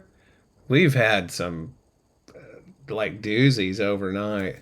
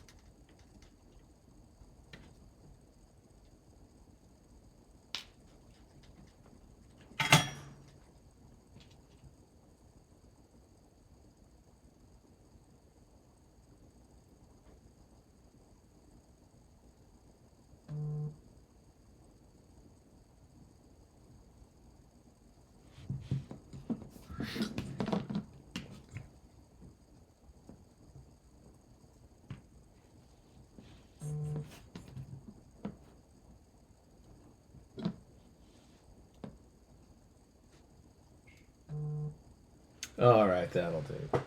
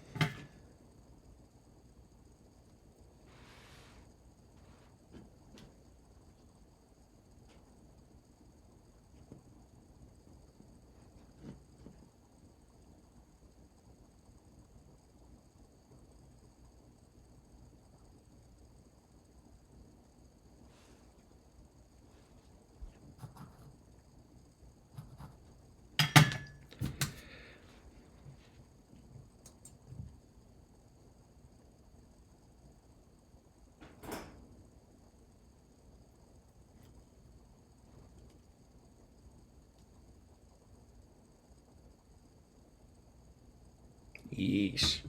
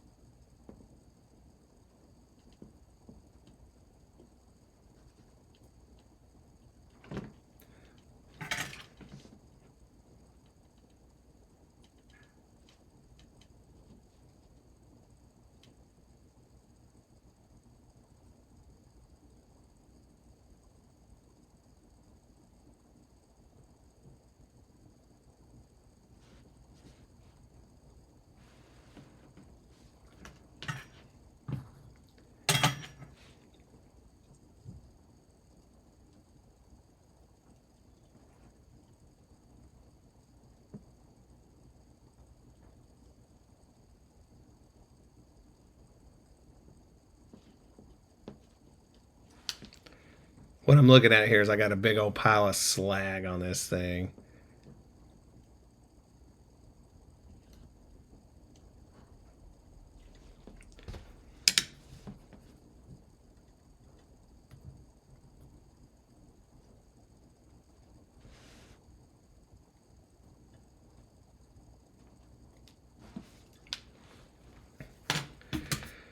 All right, so what do we need to do? Anybody know what I'm going to say?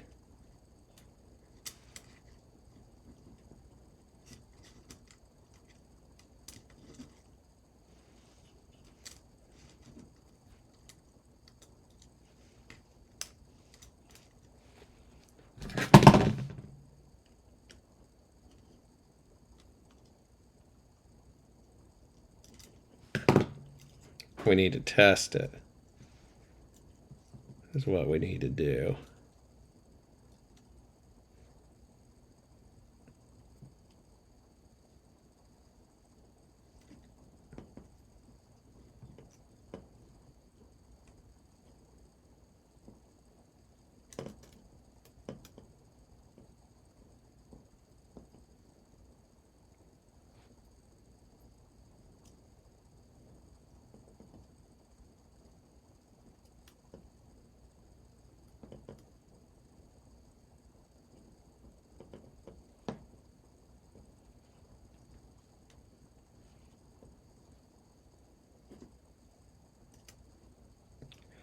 All right.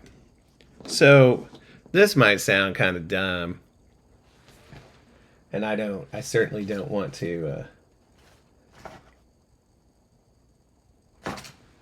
offend anybody with but like, I know it's real easy for me to assume that everybody knows exactly what I'm talking about when I'm, using verbiage that maybe you've never heard or dealt with. But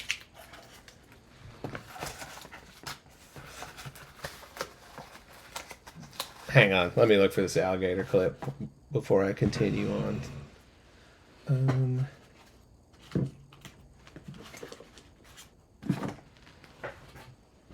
I thought I had another one.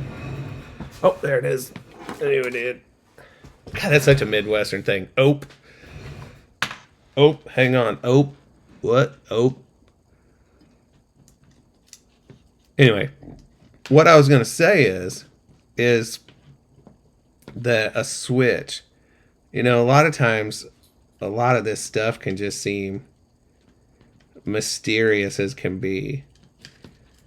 It's like, oh man, what does that thing do?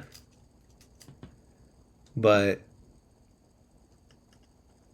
honestly, whenever I was young and before I got into this, I don't think it ever occurred to me, these things, but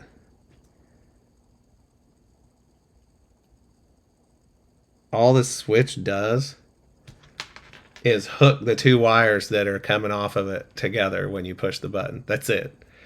It's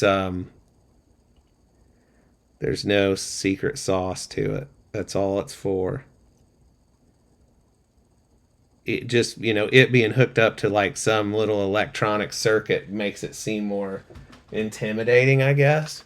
But it's really exactly what's happening in your house whenever you flip a light switch. It's just one wire gets hooked to another wire by the switch.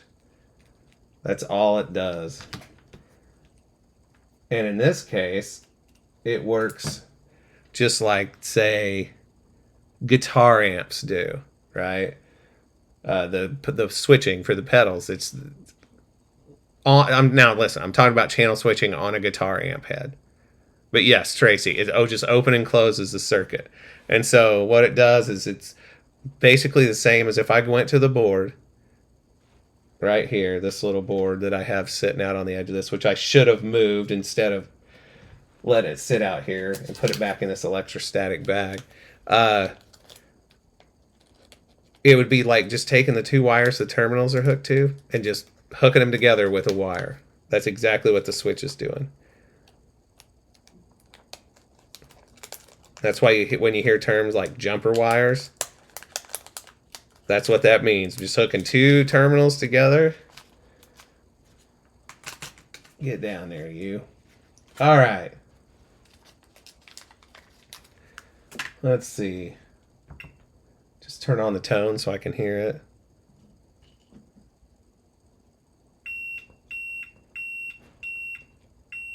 Neato bonito works. It's always better to check this stuff because, using teeny tiny 32 gauge wire on teeny tiny little switches, the chances of the heat wrecking them. One thing okay, here's a lesson I learned. This is a good lesson for anybody who is what are you talking about, the potentiometer? Was this a guitar thing? Oh yeah, dude, 32 gauge is the worst. But anyway, so on a guitar amp, what I was saying is when you switch channels, like from clean to dirty or whatever you're doing, whenever you do it, it's just it's called tip to ground, and it's just hooking two wires together to make it switch over. Anyway, whenever you're soldering something like this, you'll notice that I went ahead and took my sweet time after I got done soldering, getting the thing where I was going to hook my meter to it and push the button. Avoid the temptation to press the button while it's still hot. because the contacts in there are just super teeny tiny, as you can imagine. Like, I don't know if how well you can see this little pancake switch, right? But it's a teeny tiny little switch body with a red button in the middle of it. And inside there, it's spring loaded and it's just moving a metal bar down onto like a metal point on each end, right? That's all it's doing. And it's all happening inside of this teeny tiny little body up and down. So it'd be real easy for like your contact in there to get just a little bit not mushy, not soft, but it gets hot and you push the button down while it's still burning hot, and then they never stop being connected to each other again. It happens all the time. And you can guarantee that I'm telling you this because it's happened to me. And the embarrassing part of me telling you that it's happened to me more than one time. All right, so what I need to do now is I need to glue this guy back down in there before I do anything else. And all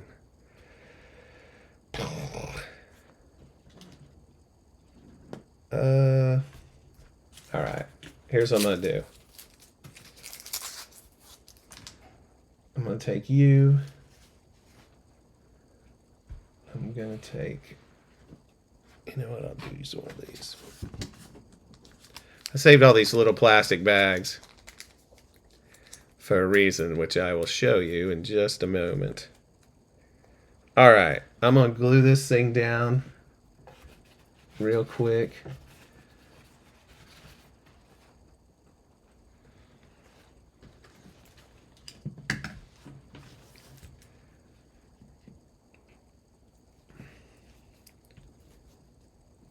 All right, so it's so washed out from the exposure. I'm sorry.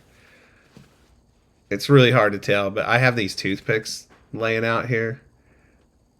And whenever I have to use this glue, a lot of times I'll use toothpicks to apply it so that I don't have to get it all over my hands.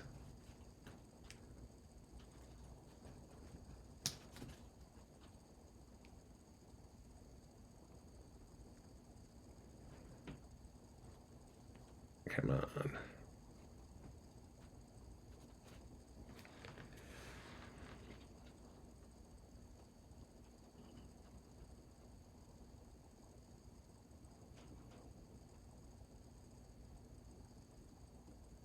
The good news is that,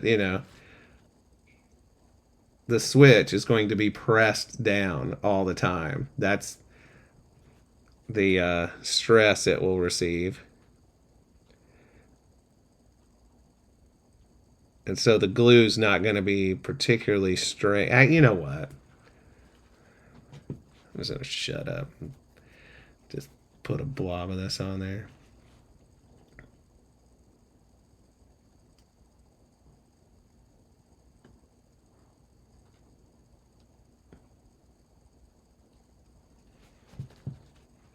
Anyway, what I was trying to say is the glue joint's not going to be put under a tremendous amount of pressure, strain wise. All right.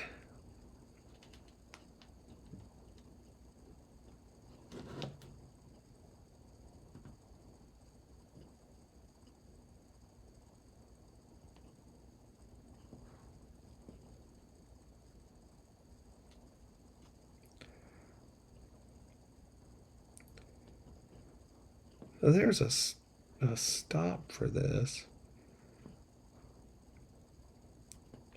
Oh yeah, it's way down here because I don't have the switch even close to where it goes.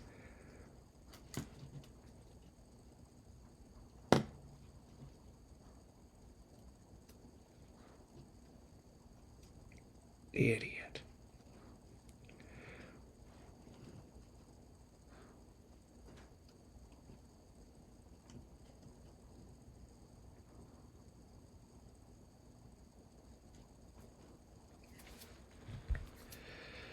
There.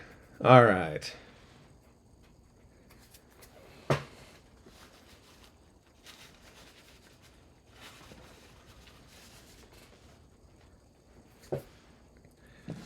So,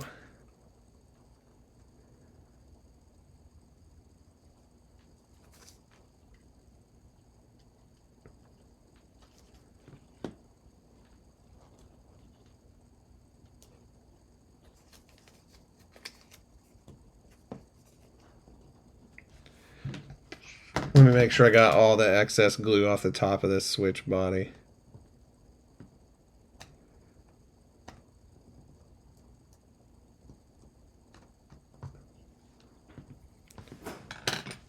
All right.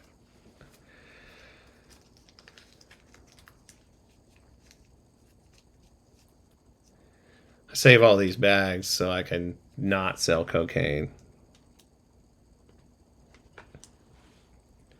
Where is...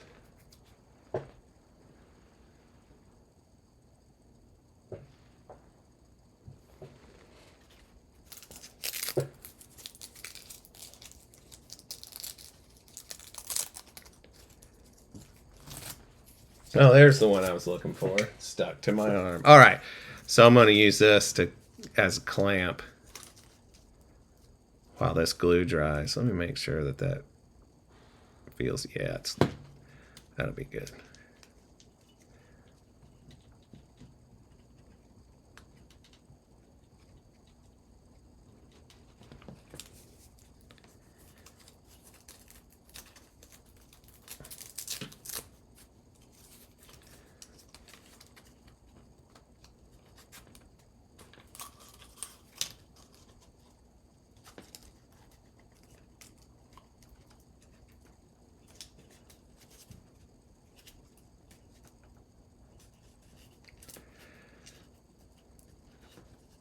There.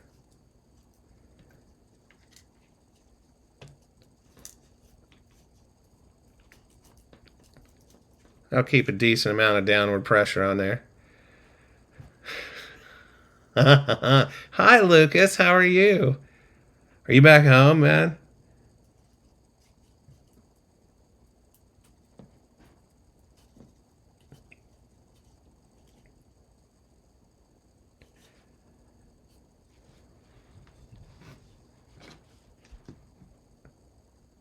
So, guys, if you've heard me talk about on the Bad Motivators or elsewhere about Lucas Sellers, the best audio engineer I've ever had the pleasure of working with, he has joined us in the chat today.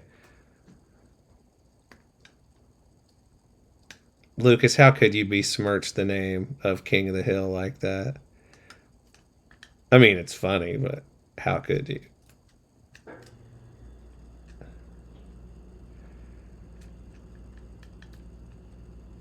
All right. We'll deal with that after the fact. Okay. Now, let's make some magic. Let's get this gross thing out of the way.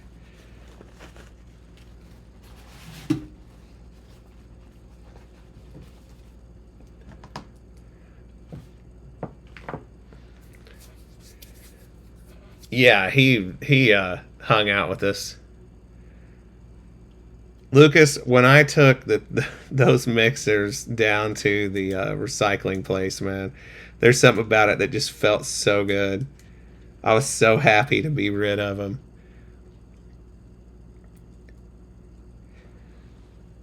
I had these two big old Crest Audio X8 mixing consoles.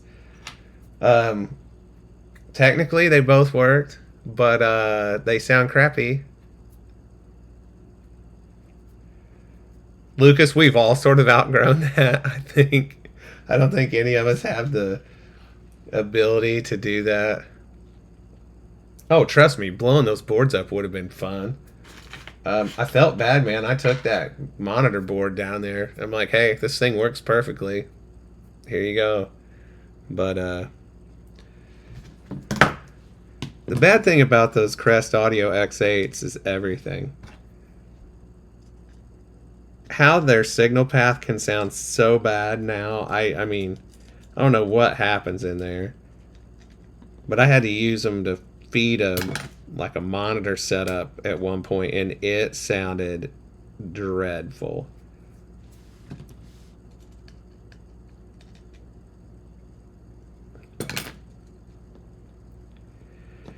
All right, we'll make these pretty short.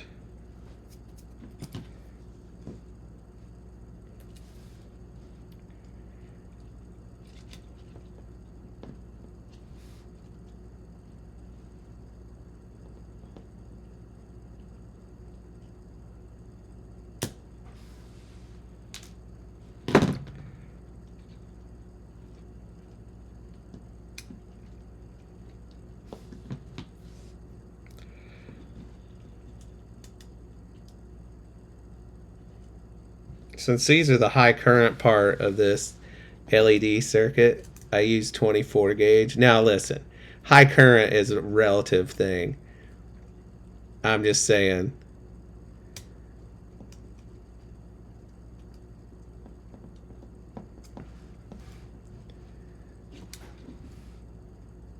The highest current part of this circuit. So if I had 22 gauge, I might have been willing to just run one. But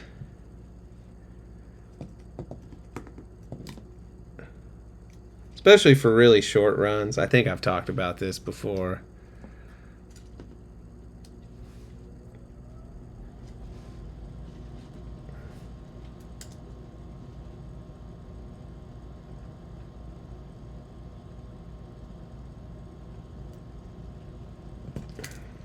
Now, Lucas, were you around for the history of us getting that whole thing?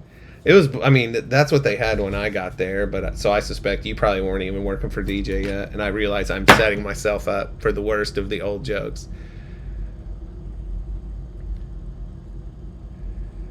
Hey, buddy, what are you doing? Did you wake up from your nap? Hey, Lucas, look at this. Come here. Come up here. Put your hands up here. Look at this guy.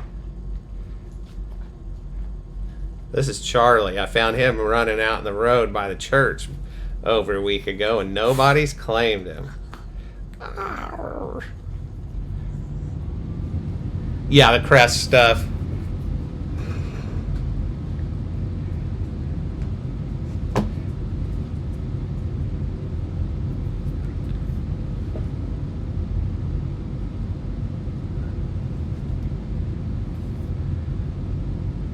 Because I don't know when they got that.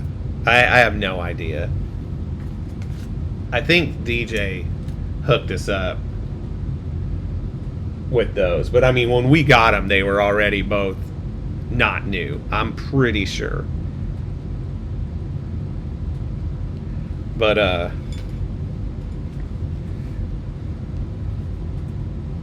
we had two of them.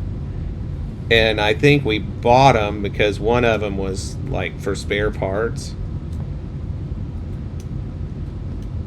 which makes total sense. I'll say this, that's back when you can work on that crap.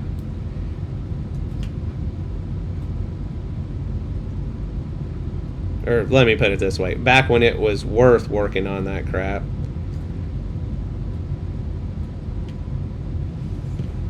Like the innards of them, I mean.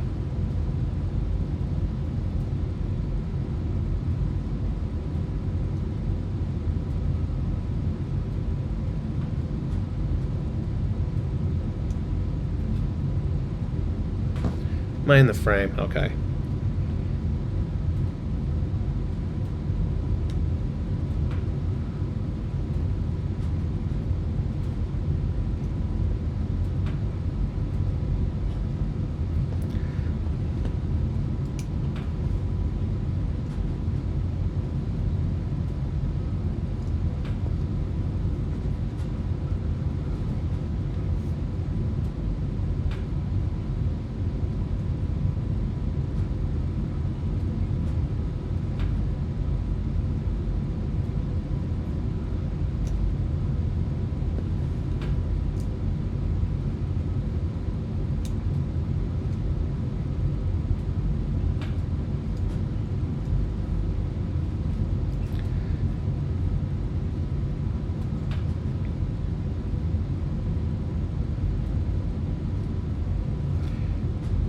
So Lucas, I put a new volume pot in my white guitar, and blah blah blah. When I got to work, it didn't work.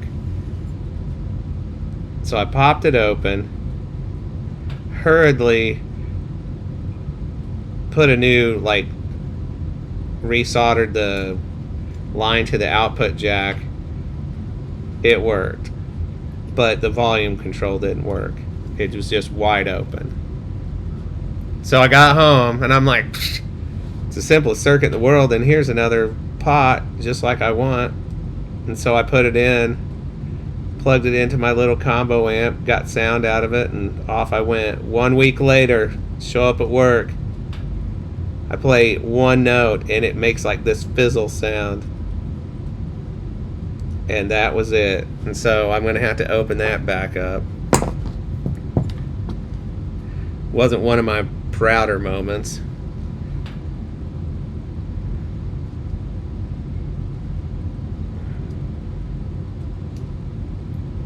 Dang it, would you come on?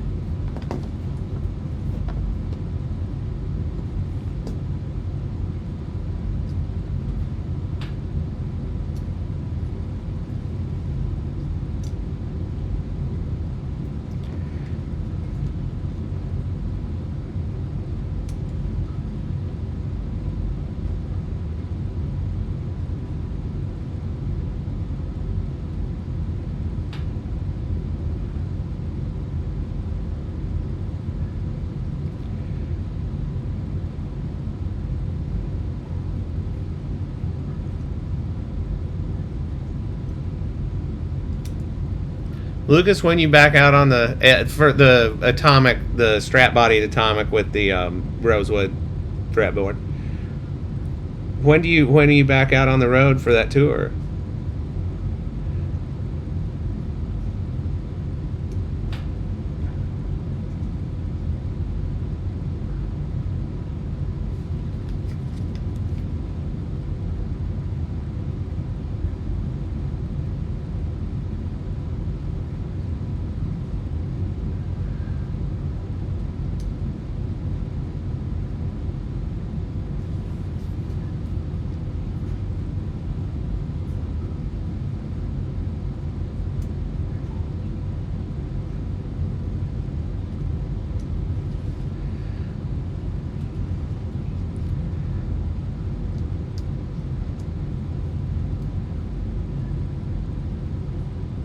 Oh my gosh, this is making me crazy.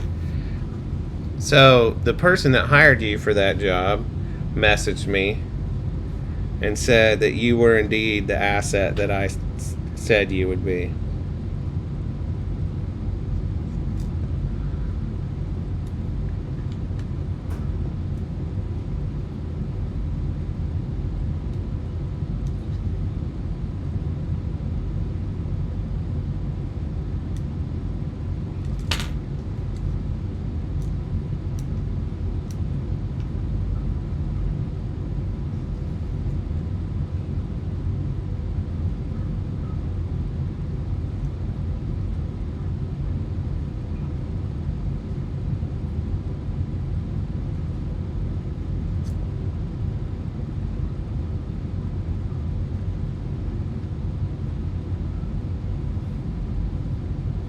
So listen.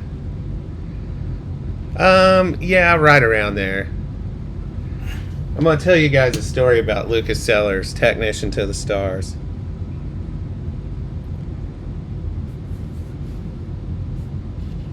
One time, we're playing this show.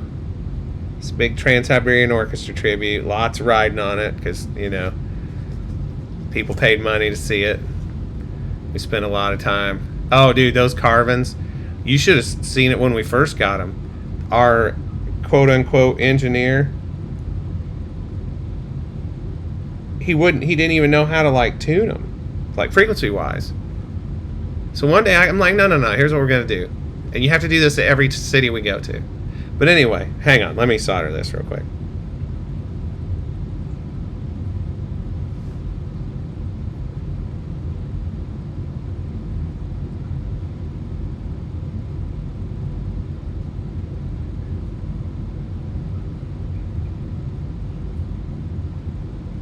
Oh, you butthole thing. Anyway, the story I was telling. We're playing this show, and something happens. My acoustic guitar is just bleh. And I'm like, well, this sure sucks. And I look back at the soundboard, like what felt like an eternity had gone by, when in reality it was about 2 seconds. And I mean, I'm still playing. Sound is sort of coming out. And I'm look back at the soundboard, which is, a decent ways back there, and I don't see Lucas anywhere. Because I'm hoping that, he'll tell me what I should do. And I don't see him. I'm like, well, balls. And so I look back at my gear, the back line, and there he is. He's already up there on the stage working on it. I mean, in a split second, he had sprinted around through the backstage and up there. That's the kind of guy Lucas Sellers is.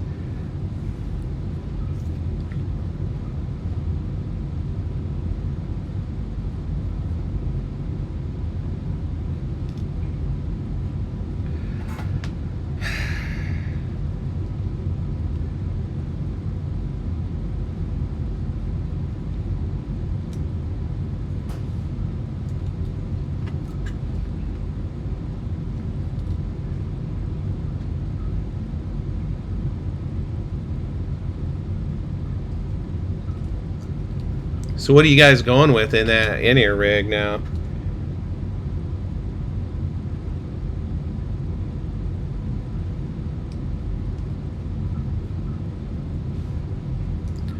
Sure, I imagine, because I think that's what he was saying.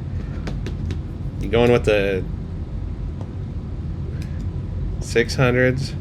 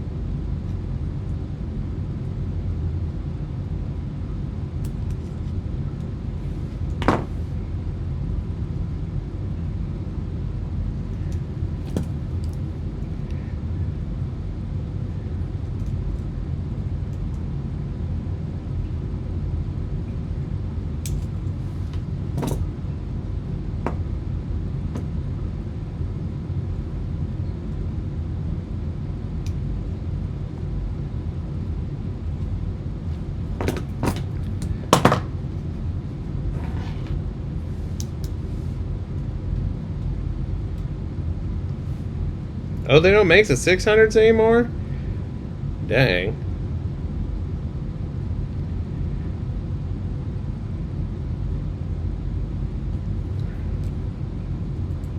The 600s are what I have now, right? Both locations.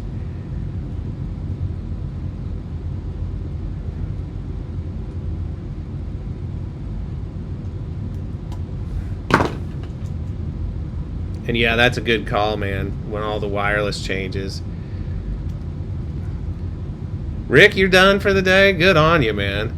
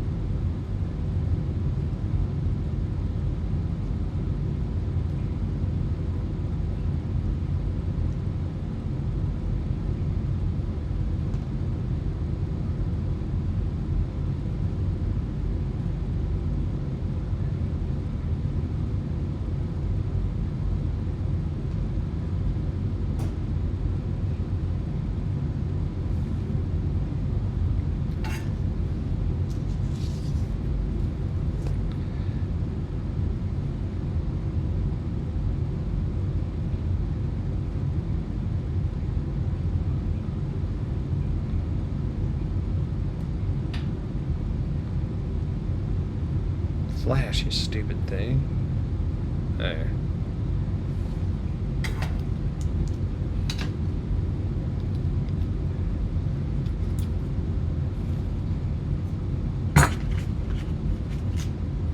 Oh my gosh, that's way better.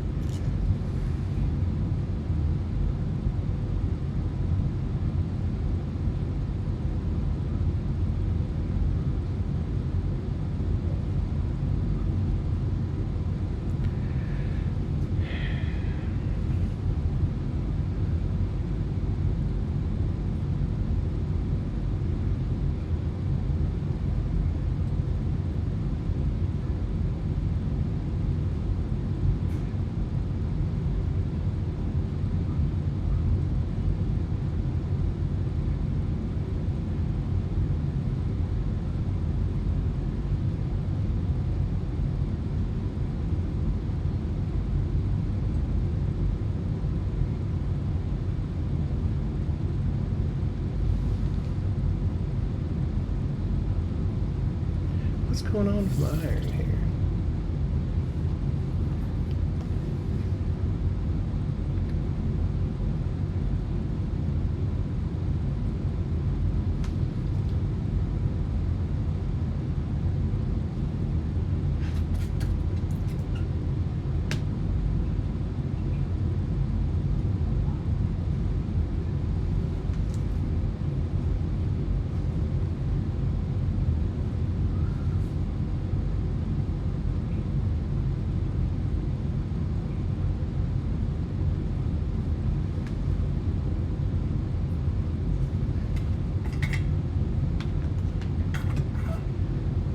Can I live with that?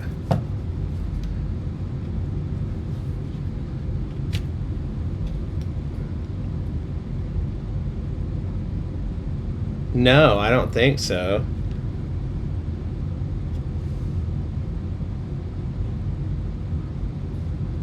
Is that still in production? Well, I guess not. You said it was.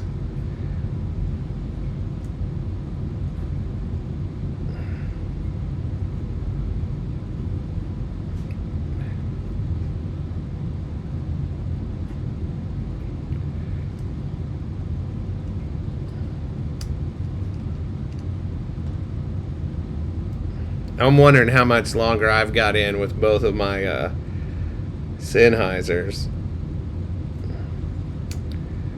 They're in the upper end of the edge of the currently allowed frequency range.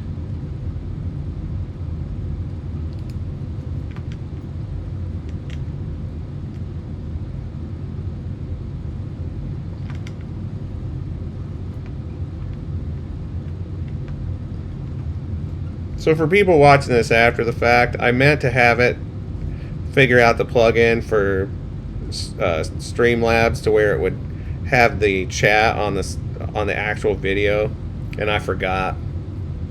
So maybe next time. But what we're talking about is in-ear wireless systems.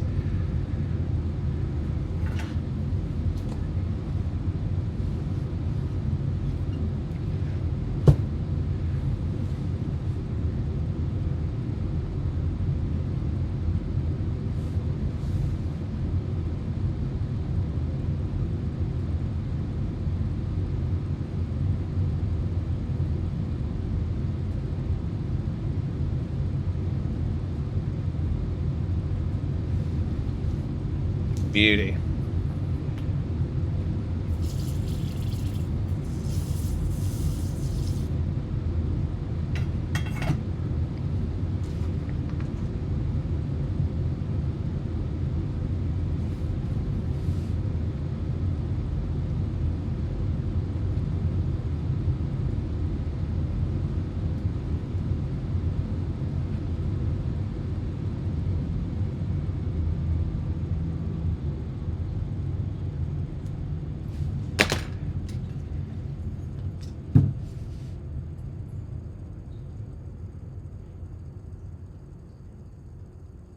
Yeah, it's good.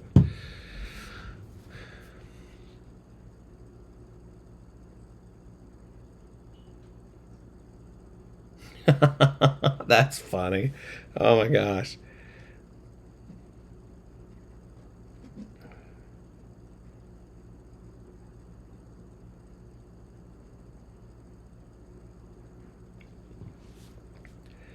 All right. I need button one LED battery minus ground battery plus.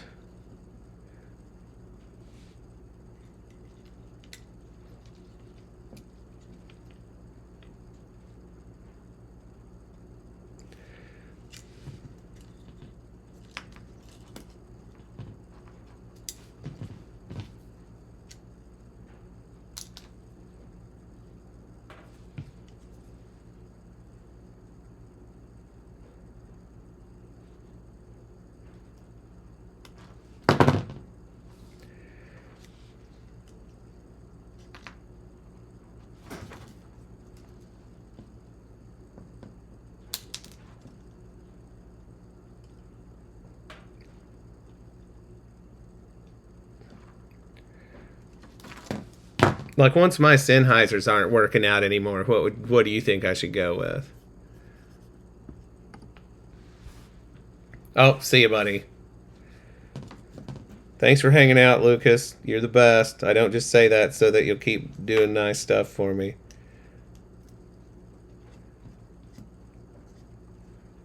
That's not the only reason. Uh,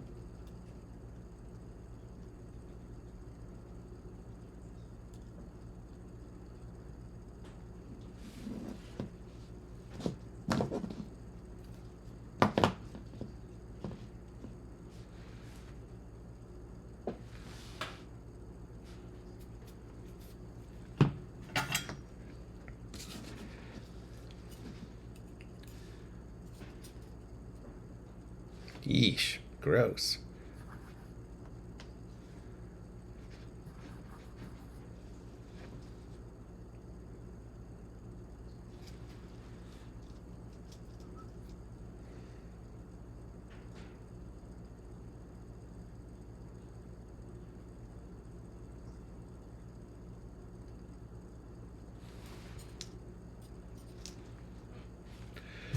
All right.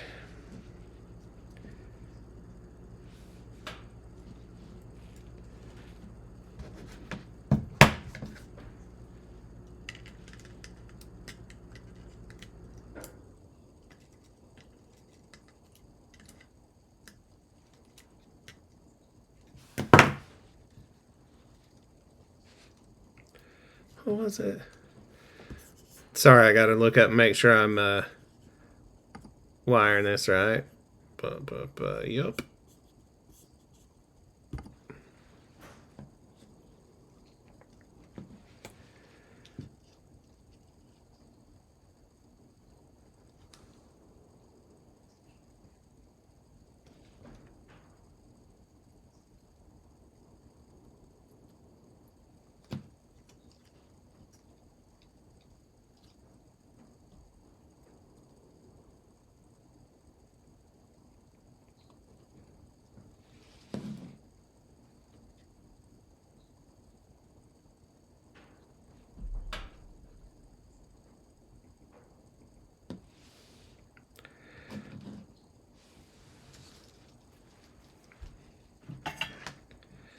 All right. Boy, I just keep sliding over more and more, don't I?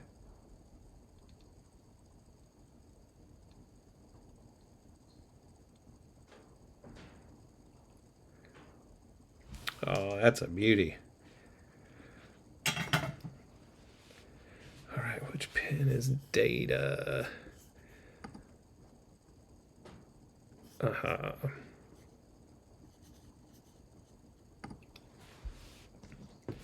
So the data line is for the addressing of the LEDs.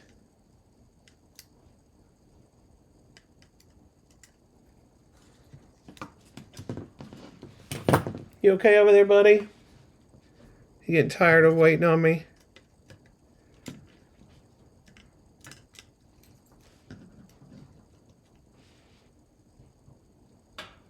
You know what? I'm just going to use this whole thing.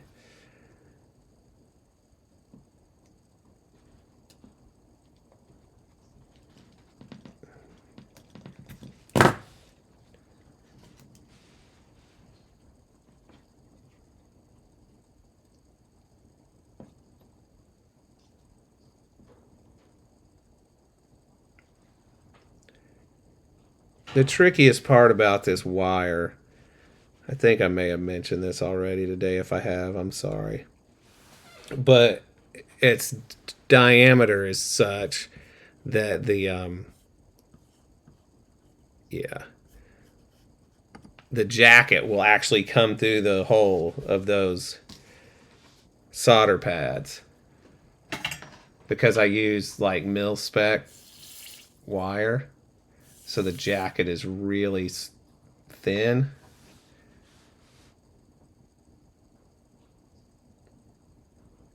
So you have to be careful because obviously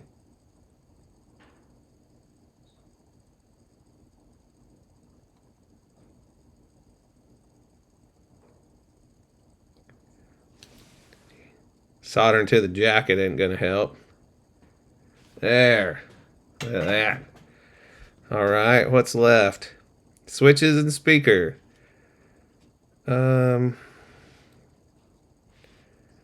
No, we'll just do this switch while we're here. Now some of this stuff that goes all the way up to this top section, I've got it covered up with this now. But the stuff that comes up here, I can pull it back up, pull the slack back up into that if I end up with more than I want.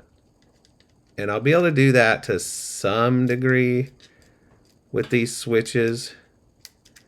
I mean, what I suppose I could have done, and now as I sit here and get ready to say it out loud, I'm like, why didn't I do this? What I could have done is used way more wire than what I really needed and run it all up into that cavity first and then back down.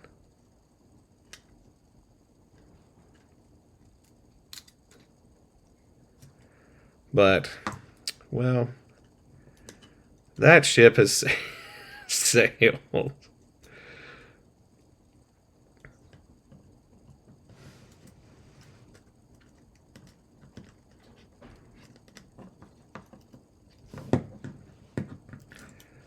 That way you can just shove it all back up there.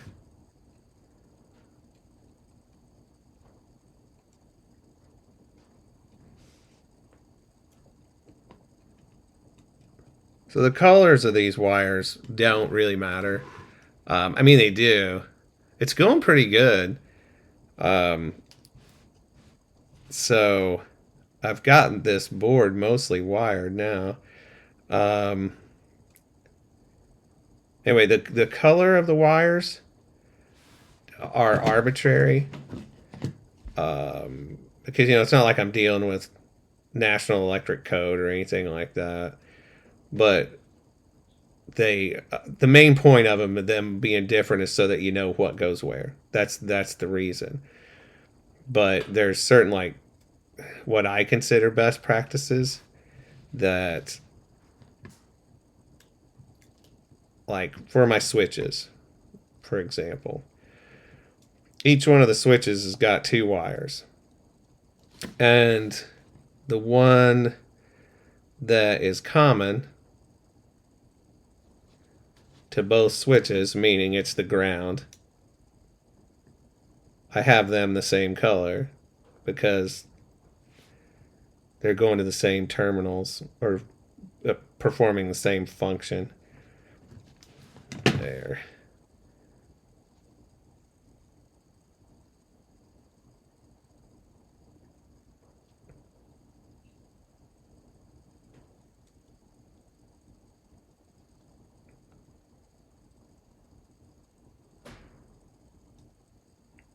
All right. Let's do the negative first. Or the ground, I guess, really.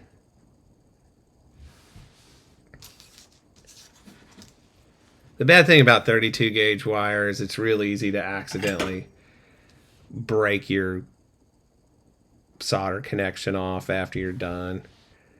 Just because it's so little.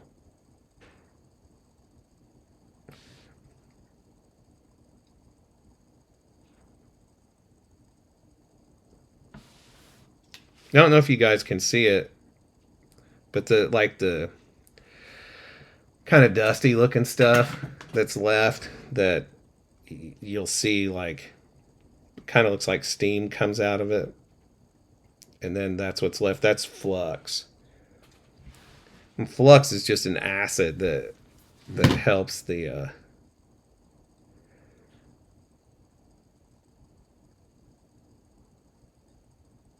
helps the wires or helps the solder stick to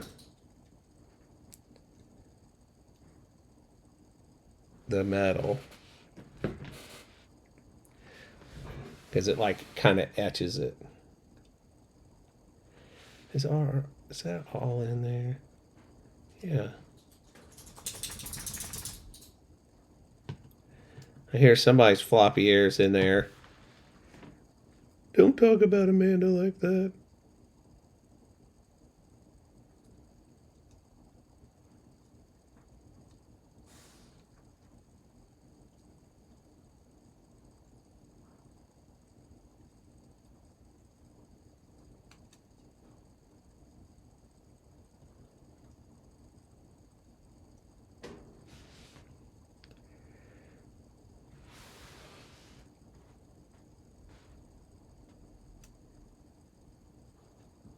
Oh my gosh, would you stop it? I'm not talking to my dog, I'm talking to this wire. All right, here we go.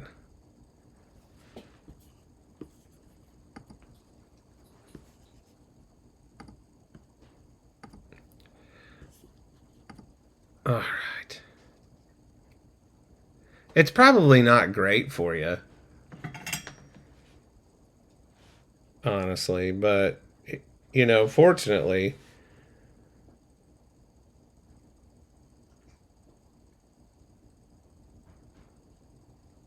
I think from a hobbyist standpoint, probably really don't have anything to be concerned about. Uh,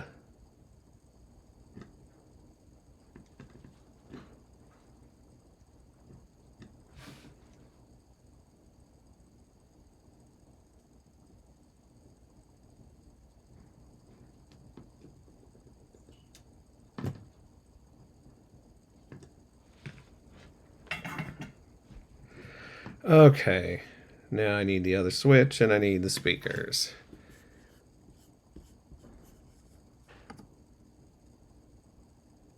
All right.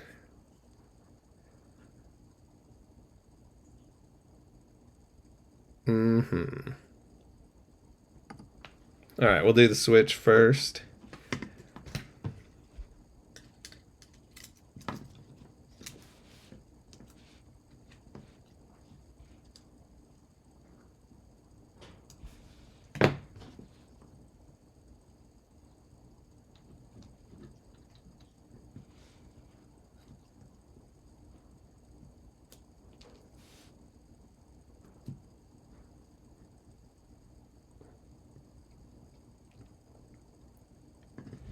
But yeah, breathing this stuff, I mean, I wouldn't put my face over it intentionally and treat it like a humidifier.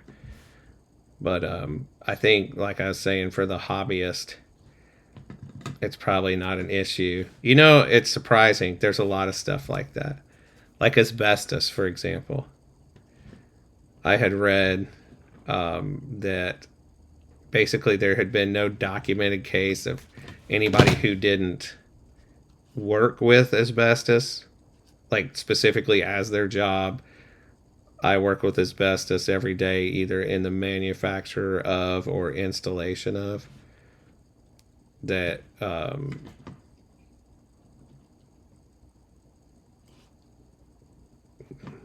got health problems from it.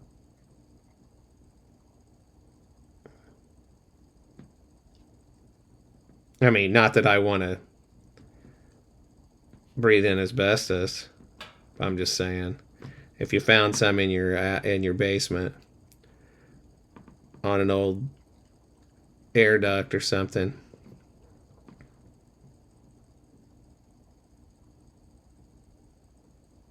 you'd probably be okay.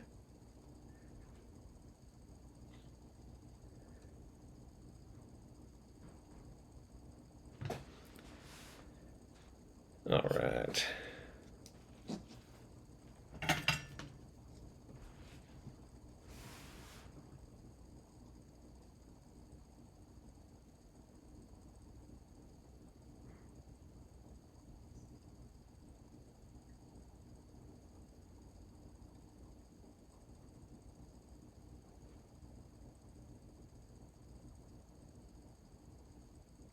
Neat.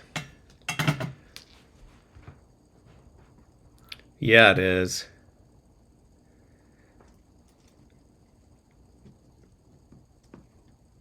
So Rick, yeah, you'd know as an insulator, man.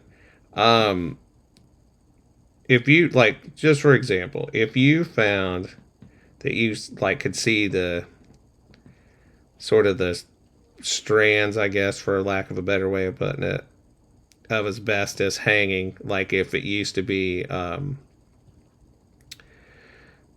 your ducts used to be insulated with asbestos, and you see the fibers. That's what I'm looking for. The fibers, sort of hanging. One thing you can do, obviously, wear a mask of some sort when you do this. Is just go get you some metal duct tape and tape over it. Like if it's on the corners, that's where a lot of times you'd see it on an old duct. Is it like a square duct? If they had it wrapped, it's you'd see the fibers left behind, and just put the metal duct tape over it and leave it. I mean, I wouldn't go in there and um, uh, start ripping it out of there.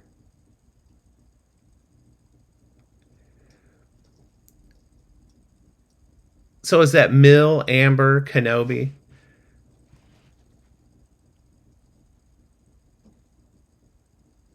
I meant to ask you that. Correct, Tracy. Very good. Those are the questions that need to be asked. Actually, Rick, what should you do if that was the case? Are you sitting here listening to me telling people put duct tape over it? Are you like, oh dear Lord, don't do that?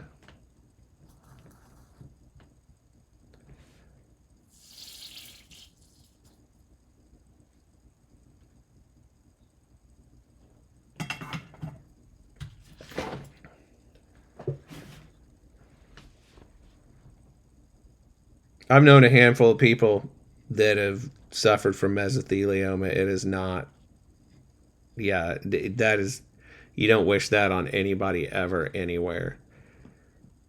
And unfortunately, like, I guess of the three people I can think of, two of them were welders.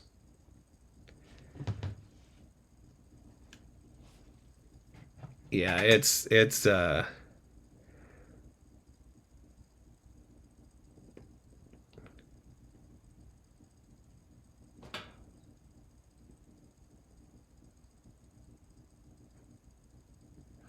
terrible.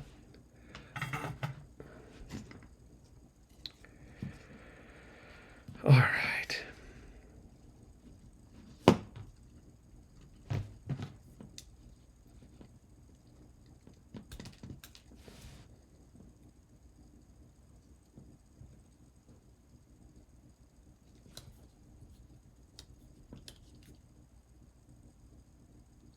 Oh my gosh, yeah. I mean, they were people used to think messing around with mercury was no big deal. A buddy of mine had a like a glass soda bottle. You know the plastic soda bottles they make now.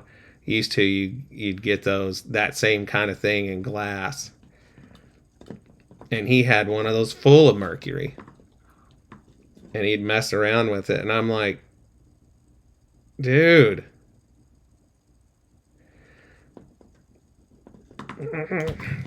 why what are you doing?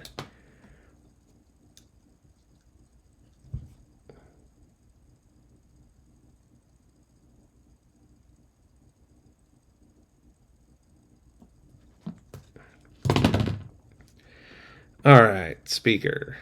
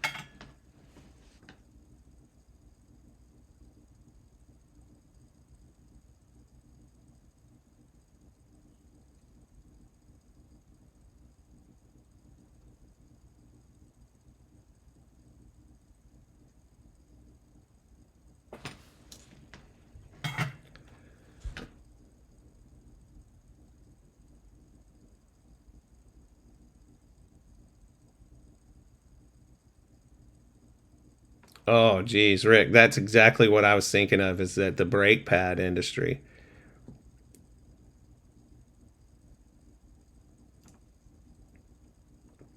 And they used asbestos because its fibrous nature made it so good for dissipating heat.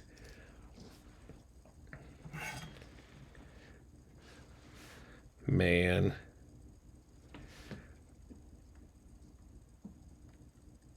was he super ill for a long time before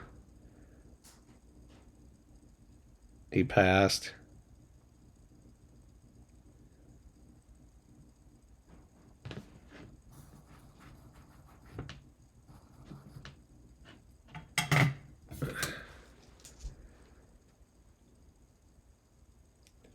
Jeez, this conversation has taken a dark turn. Rightfully so. I mean, but man, oh man, that's just hard to imagine.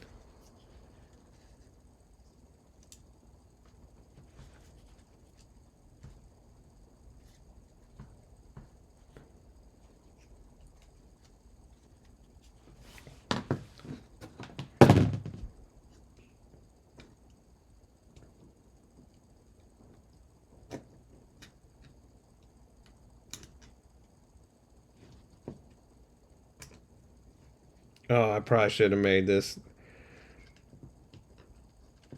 negative wire a lot shorter.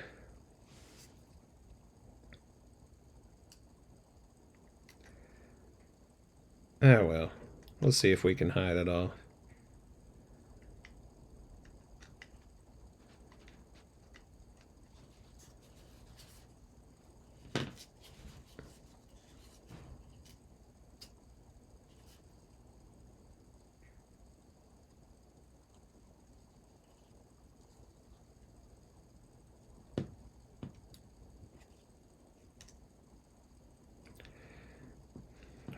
What is this going to look like when it's down in there?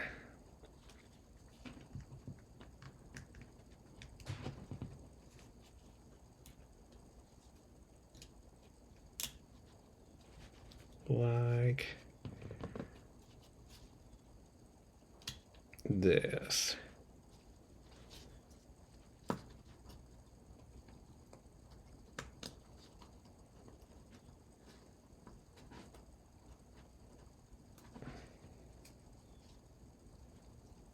Man, that's awesome looking. It's just so clean once it's down in there. Look at that.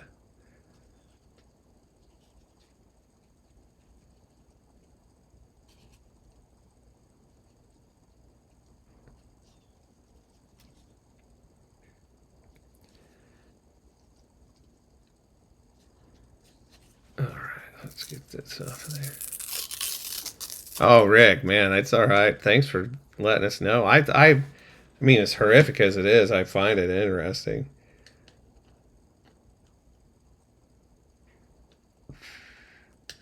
And you know what it is, the people who are the most,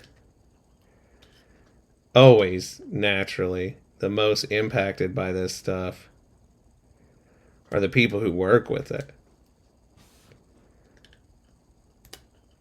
The people who work in the manufacture of, or in, you know, whatever the application, the final application ends up being for it. Those are the people who suffer, who get it the worst.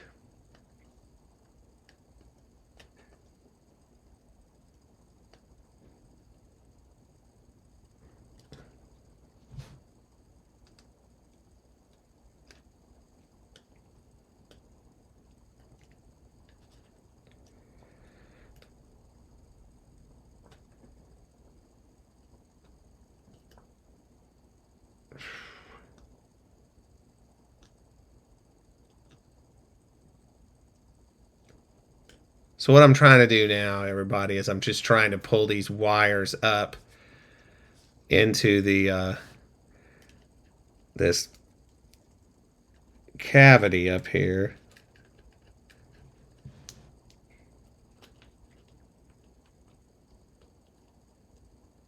At least as much as possible.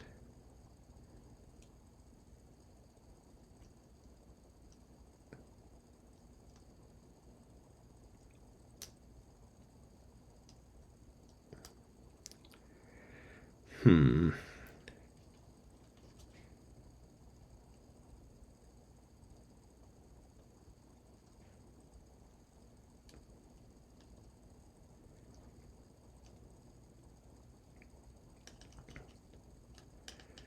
The switch wires are going to be the trick, though, if you can see in there. That's the smallest gauge ones.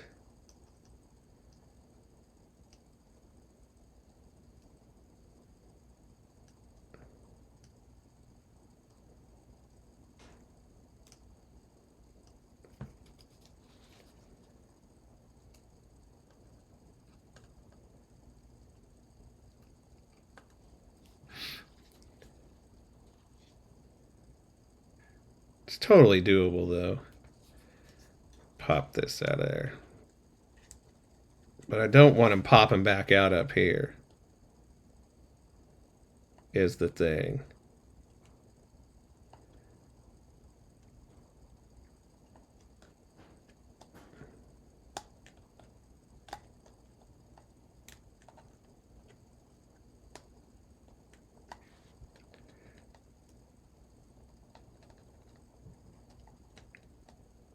Right. Okay, so now, let's see.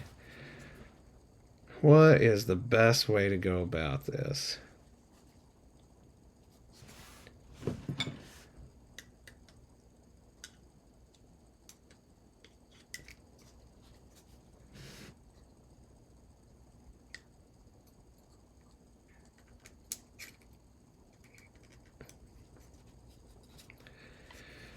Probably this, which is bring them down and fold it under the...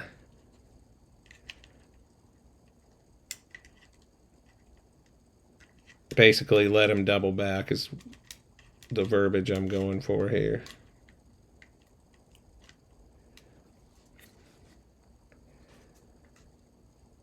Um,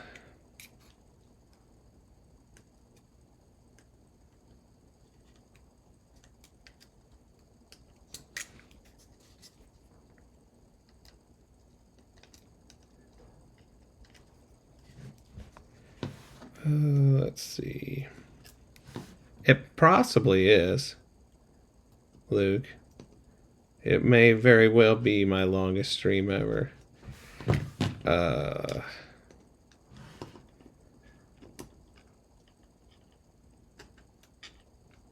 hmm.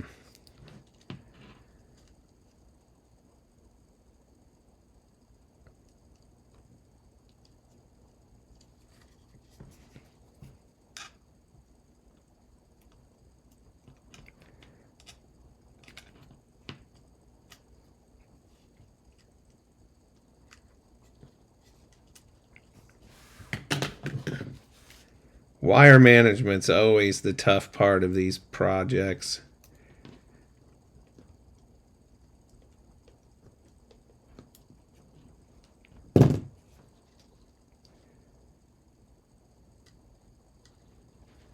All right, let's do this. Let's pop that back in there.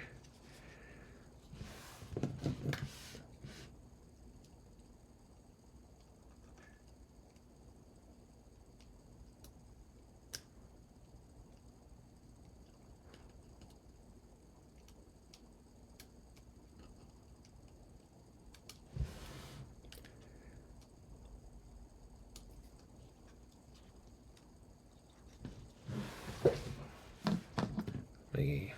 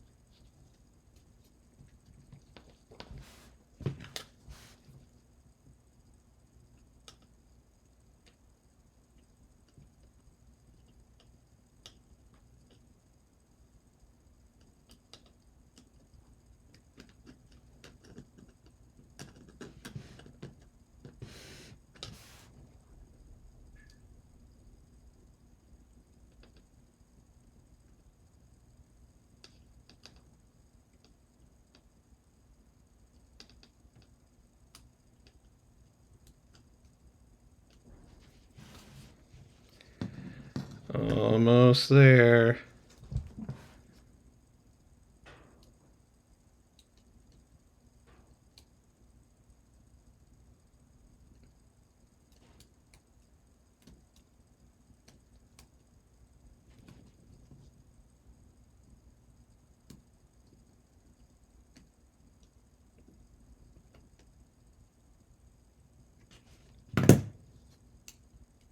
Oh, so close. But look at it now. That's clean as a whistle, man. So, what I really need to do is just glue this thing in here and then worry about getting the wires tucked away once they're in. And then when you open it, that's what you'll be looking at. That was stupid of me. The battery will go right in front of it. Neat. Dang. Listen, I expected I was going to do a good job on this, but when it turns out that cool, I'm like, rad ass, man. Oh, nice, Rick. Sorry, man, I just saw that. Uh,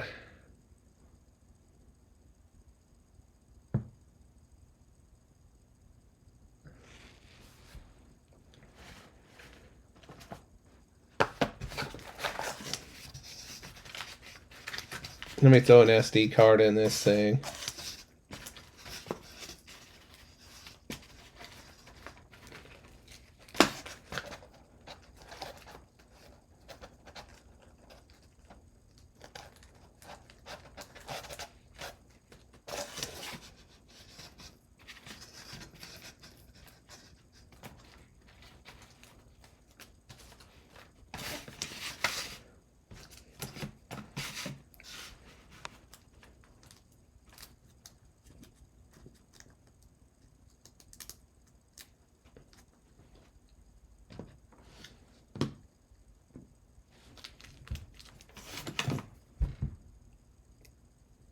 I can save this bag for later for all the blow. I'm joking.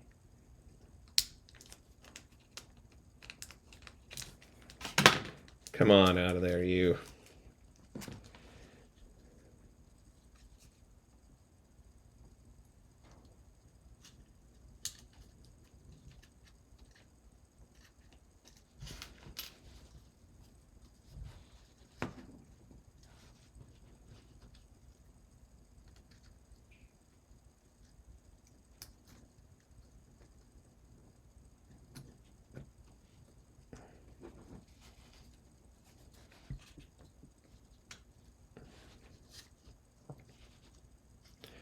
Now, the correct orientation for the Profi is, if you can see the SD card. Oh my gosh, I can't see with those on. The SD card is actually like backwards, or we're looking at the back of it sticking out down there. Can you see it in there? And that's the correct orientation. You want your USB port on top, like this.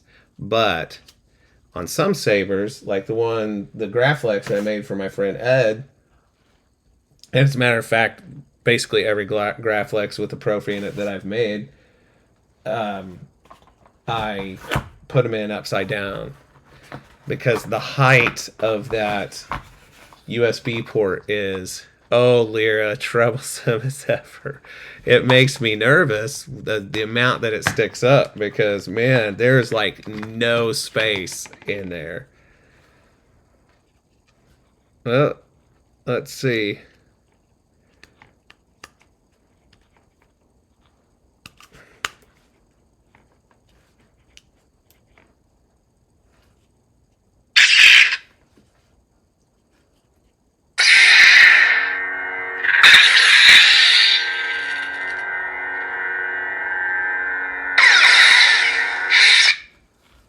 Neat. Now the only question is will it light up?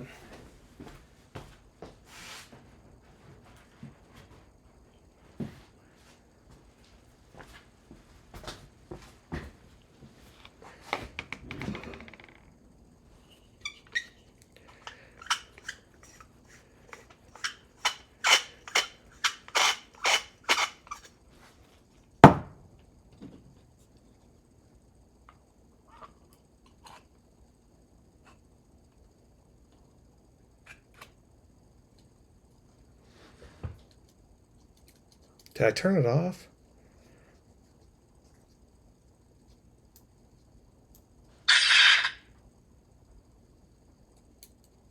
Oh, that battery.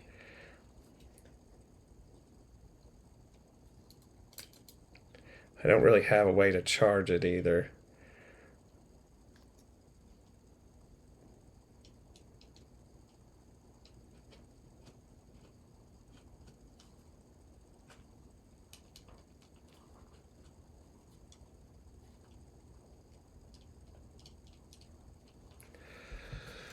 Well, this isn't at all what I wanted to have happen.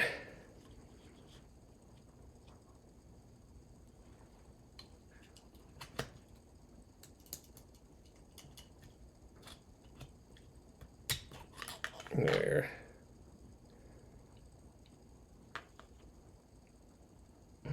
It's not high enough to have gotten caught on there.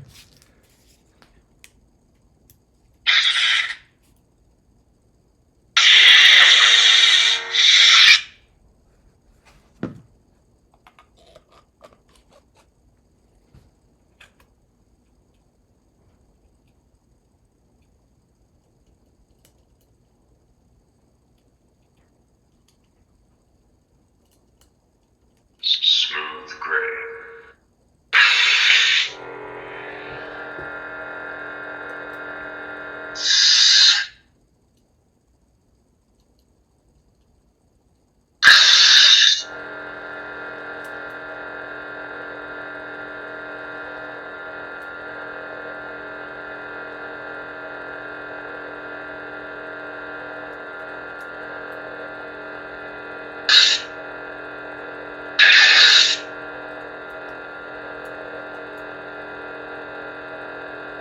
I'm having trouble with it hitting that front one.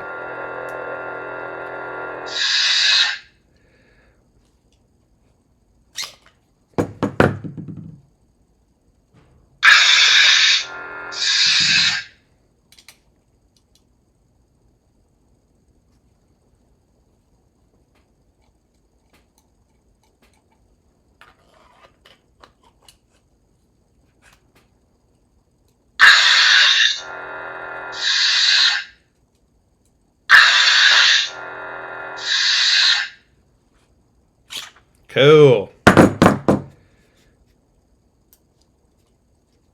Let's glue that thing in there. And then straighten up the wires.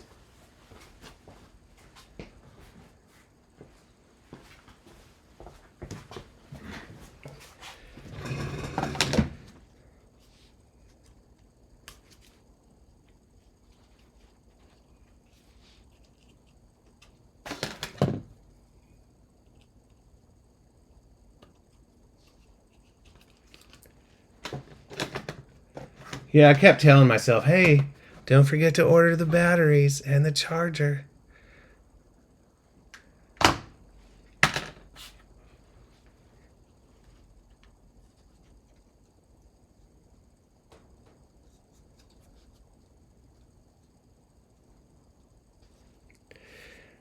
Now, here's a tricky question, okay? And I know this is going to sound like I'm trying to make a joke, but I promise I'm not.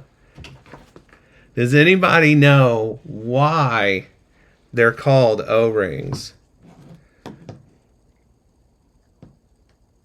Now listen, I know what that it seems like, oh, that's stupid. But trust me, the answer will surprise you.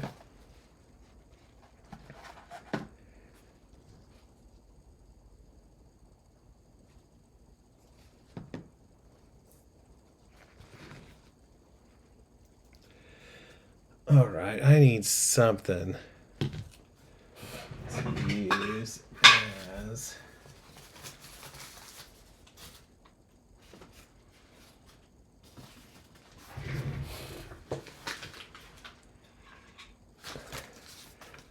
Well, I'll just tell you. The reason isn't that the O-ring is shaped like an O. Even though that seems like of course. It's because the cross section of the rubber is shaped like an O. So, it's in an O, but it's shaped like that. That's why it's called an O-ring. Because there are also seals called V-rings, which are just like you think, what? Oh my goodness, did you just wake up from a nap? You big sleepyhead?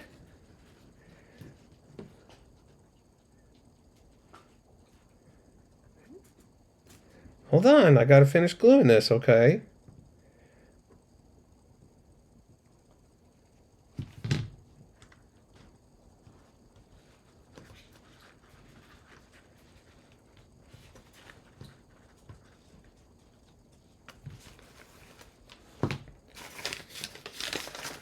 Charlie woke up from his nap.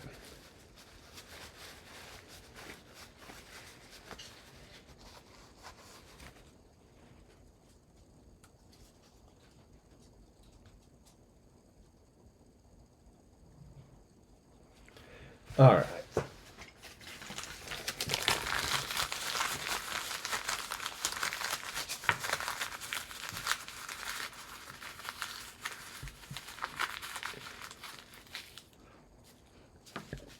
Now, let's not talk about that. That was a sad moment.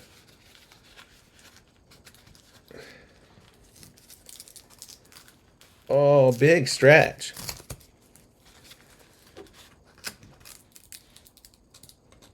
I'm glad people are into this. I know this is like a real niche thing here. Oh, that's awesome, Billy. There's something about knowing an animal is content that makes you know you're doing it right.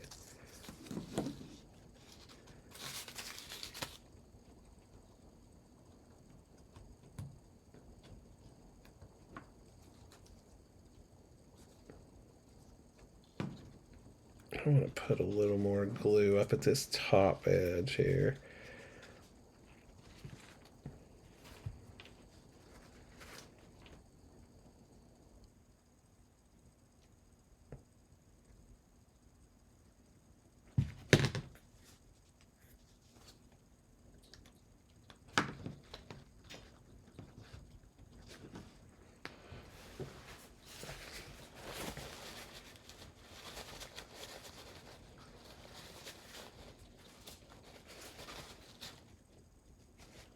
Feel like you're trying to tell me something.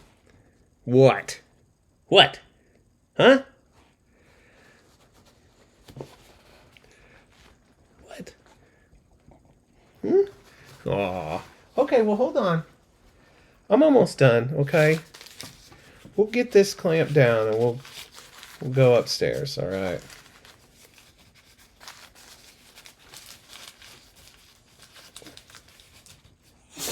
Bless you, my goodness.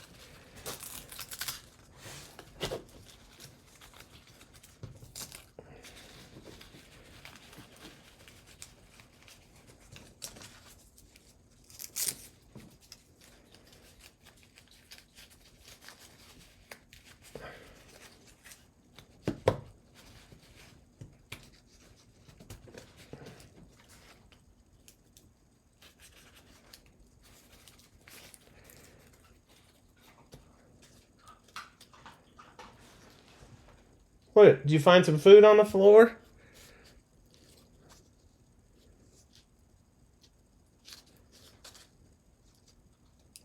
There, that ought to hold it. Well, listen, guys, I think we're going to call it for right now. So I can't do much with this. I want to make sure it has a chance to dry really well. But thanks for hanging out. I'd like to just turn this into a thing that, you know, Stream build some stuff.